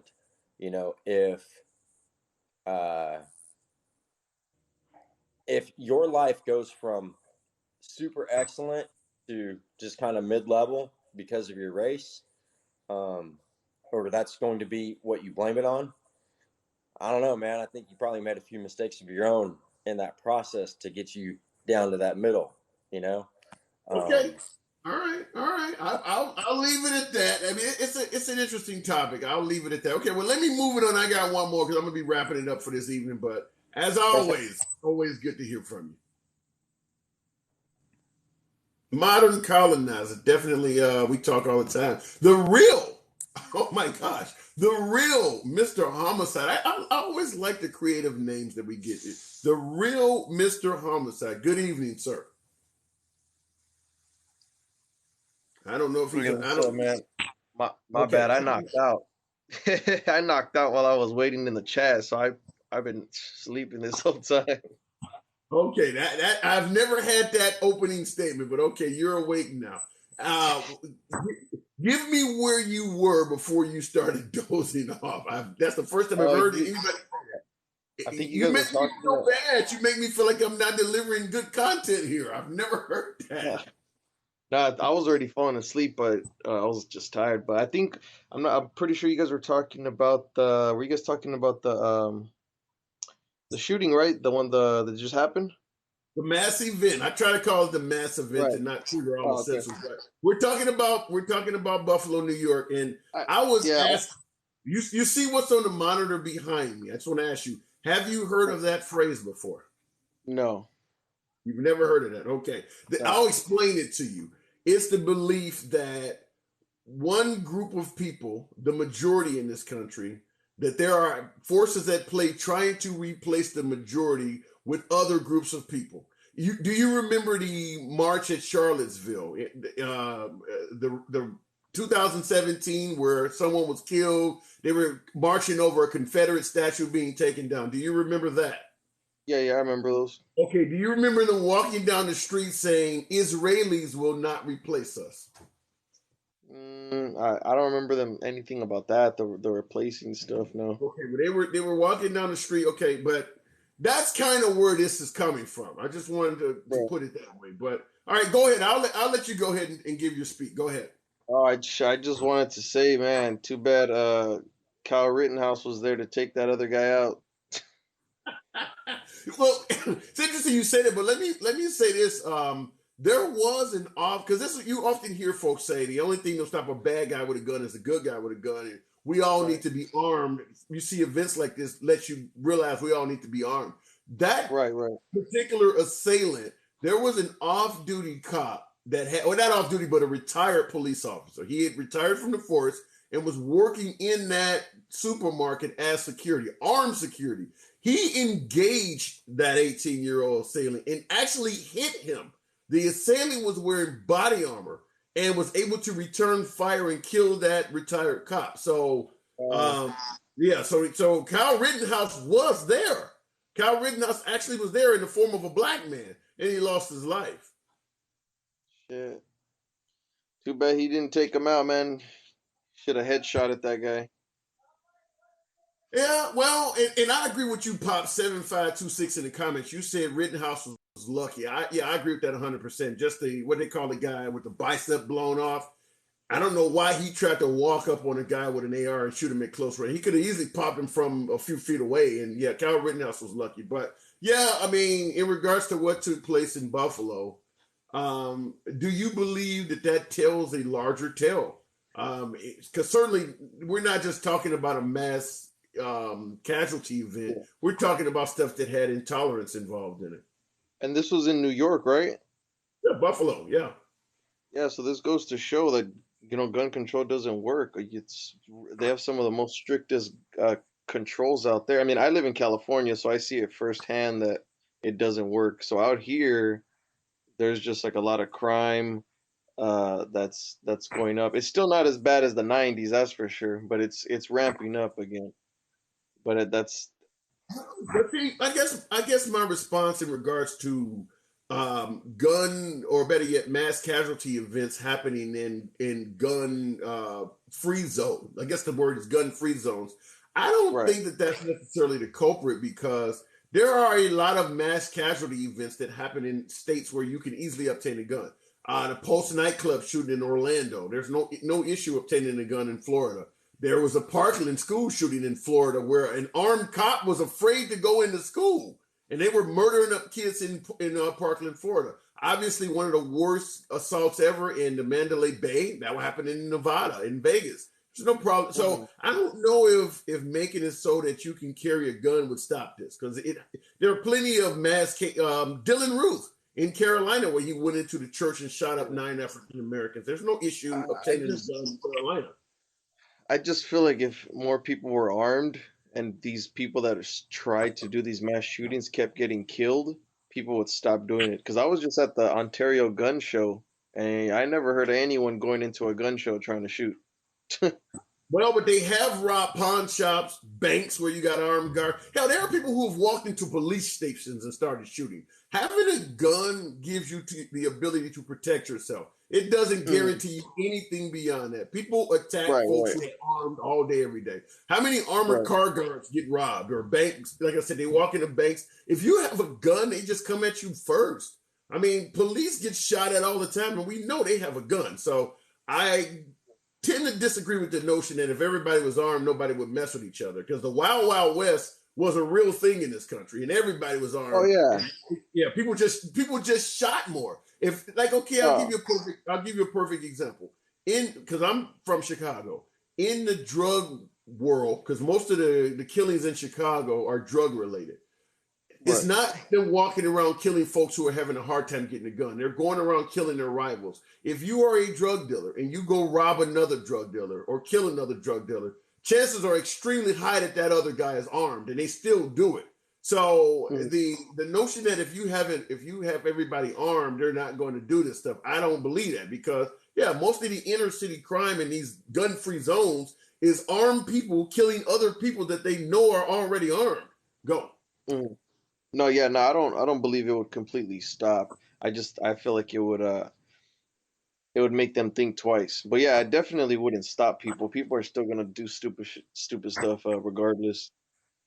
I also think that it could be an issue of kind of like the scales of justice, or a seesaw. If you put weight on one side, the other side come up. For instance, if everybody is armed, there may be slightly less people who think about getting involved in a school shooting or a mass shooting because they could be shot at. However, what about the crazies, folks who get in road rage incidents and now they got a gun in a passenger seat or a gun in the glove compartment? I mean, there's a lot of people who give the middle finger to other drivers, and if they could actually reach over and grab a pistol, they may use that instead of the finger. So I think that it might reduce issues in one area, and it might actually increase issues in other. I mean, how many folks contemplate suicide? And if they had something that made it easier to do, they may do it. I mean, how many folks get it? One of the primary issues we have in Chicago, for instance, is that a lot of folks do not know how to de-escalate a conflict. And it can be something as simple as being fouled on the basketball court. And because the guy that you fouled is pissed off and you don't know how to simply apologize, before you know it, you guys have escalated it all the way up to a gun battle. So what I'm simply the point I'm trying to get across, I guess, is that if everybody was armed, the folks who do not know how to control their tempers would probably replace the numbers you may get rid of in the mass shooting category. And now all of a sudden, folks who can't control their tempers become the biggest threat to everybody. But go. Yeah. No, I mean, I could agree with that because some people don't know how to control their anger, and then some people. I mean, I used to be one of those people where I couldn't control my anger. So I mean, now I can, but I could definitely agree with that. Some people just lose it, turn into completely different people, and then they think of things after the fact. Once all the adrenaline leaves their body, then they think of the consequences.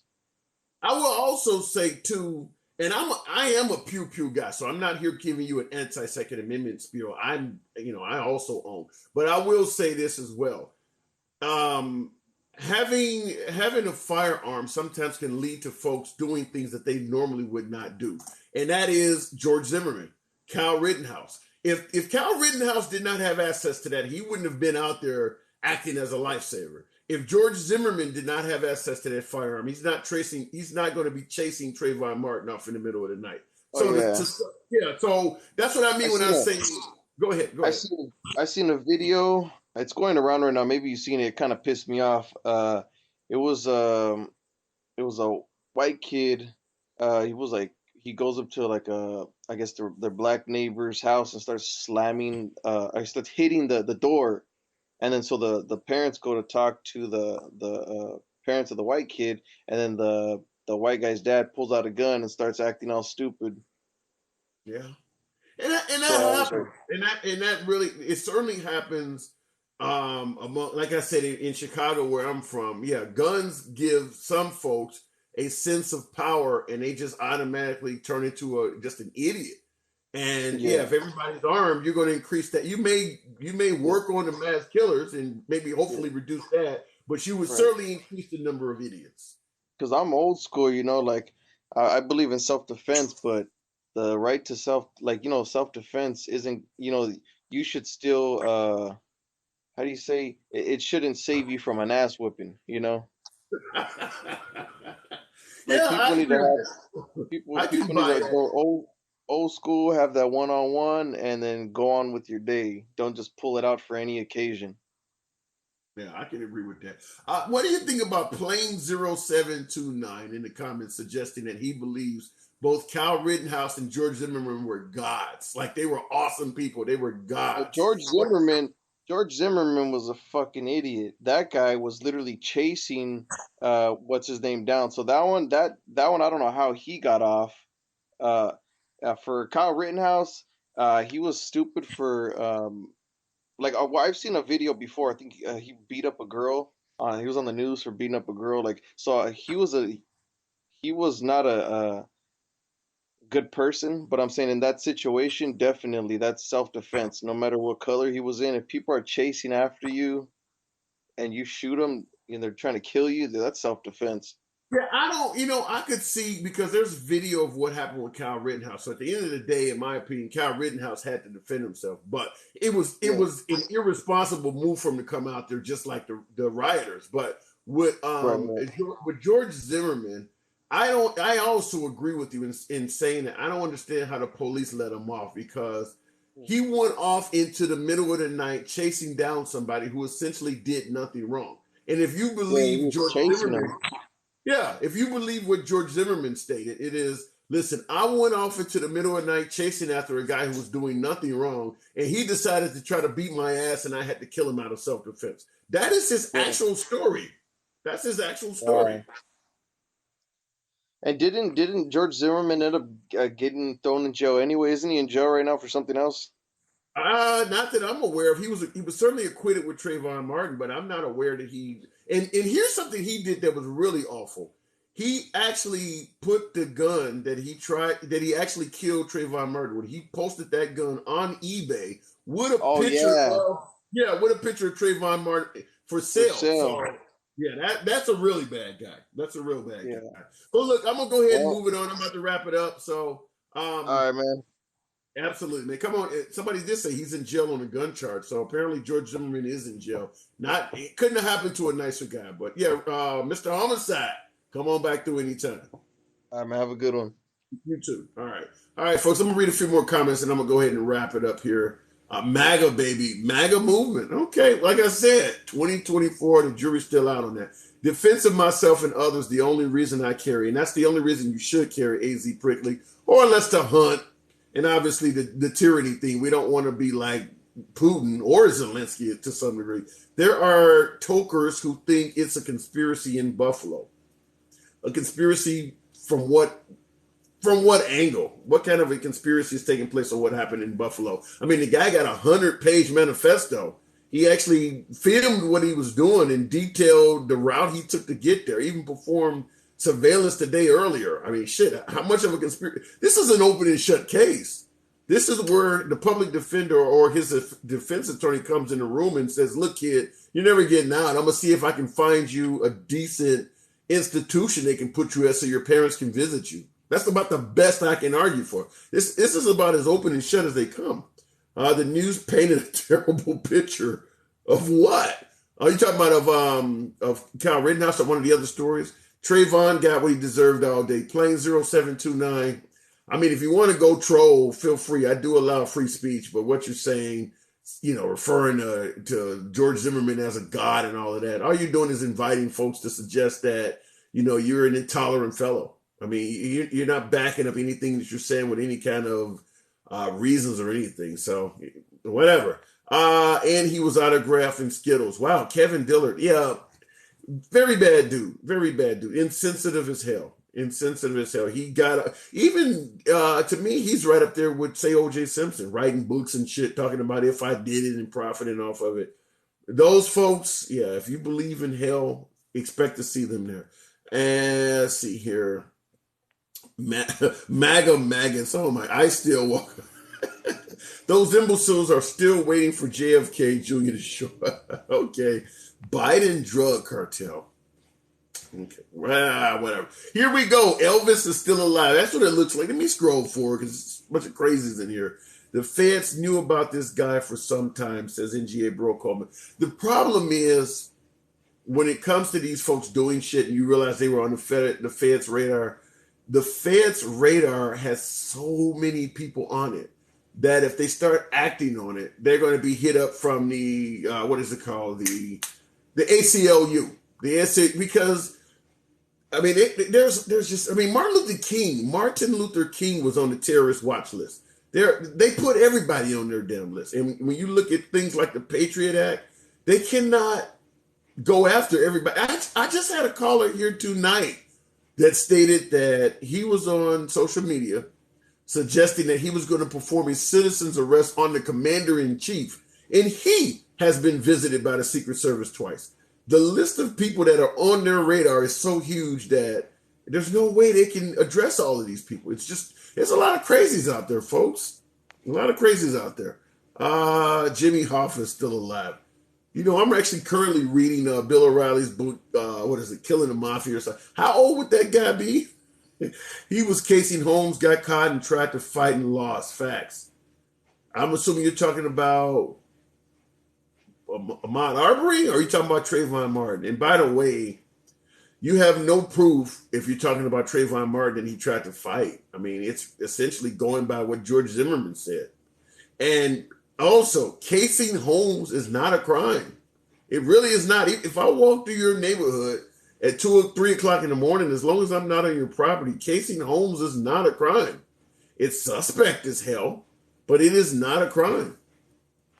I live in Buffalo. Hearts are heavy. Oh, I live in Buffalo. Hearts are heavy. I seen an ABC news clip of a guy that was there that filmed it, and he's showing the assailant being arrested, and there's this girl right near him that has just collapsed. Apparently one of her relatives were inside, or she came out, it is heartbreaking. It is real heartbreaking.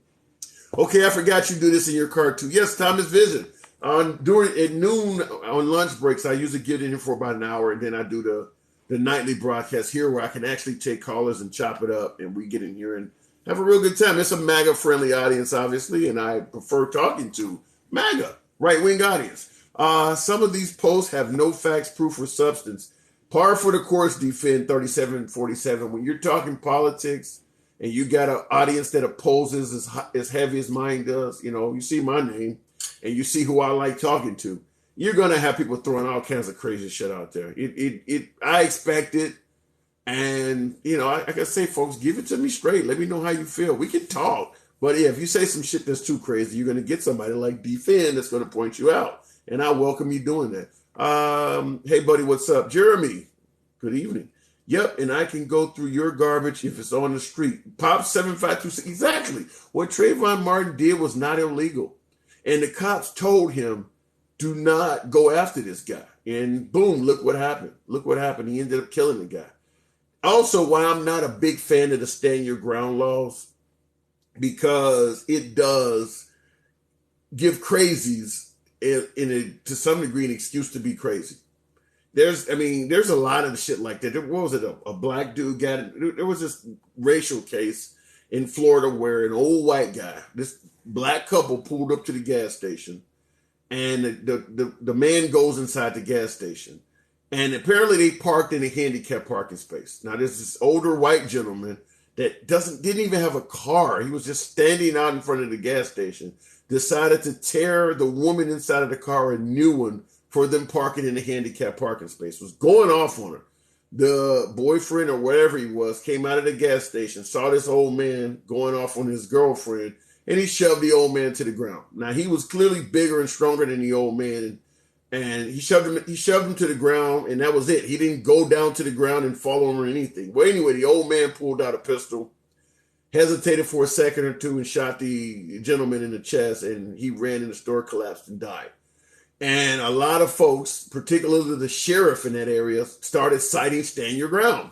Don't put your hands on anybody is what he said. Okay, he pushed him to the ground, and that was it.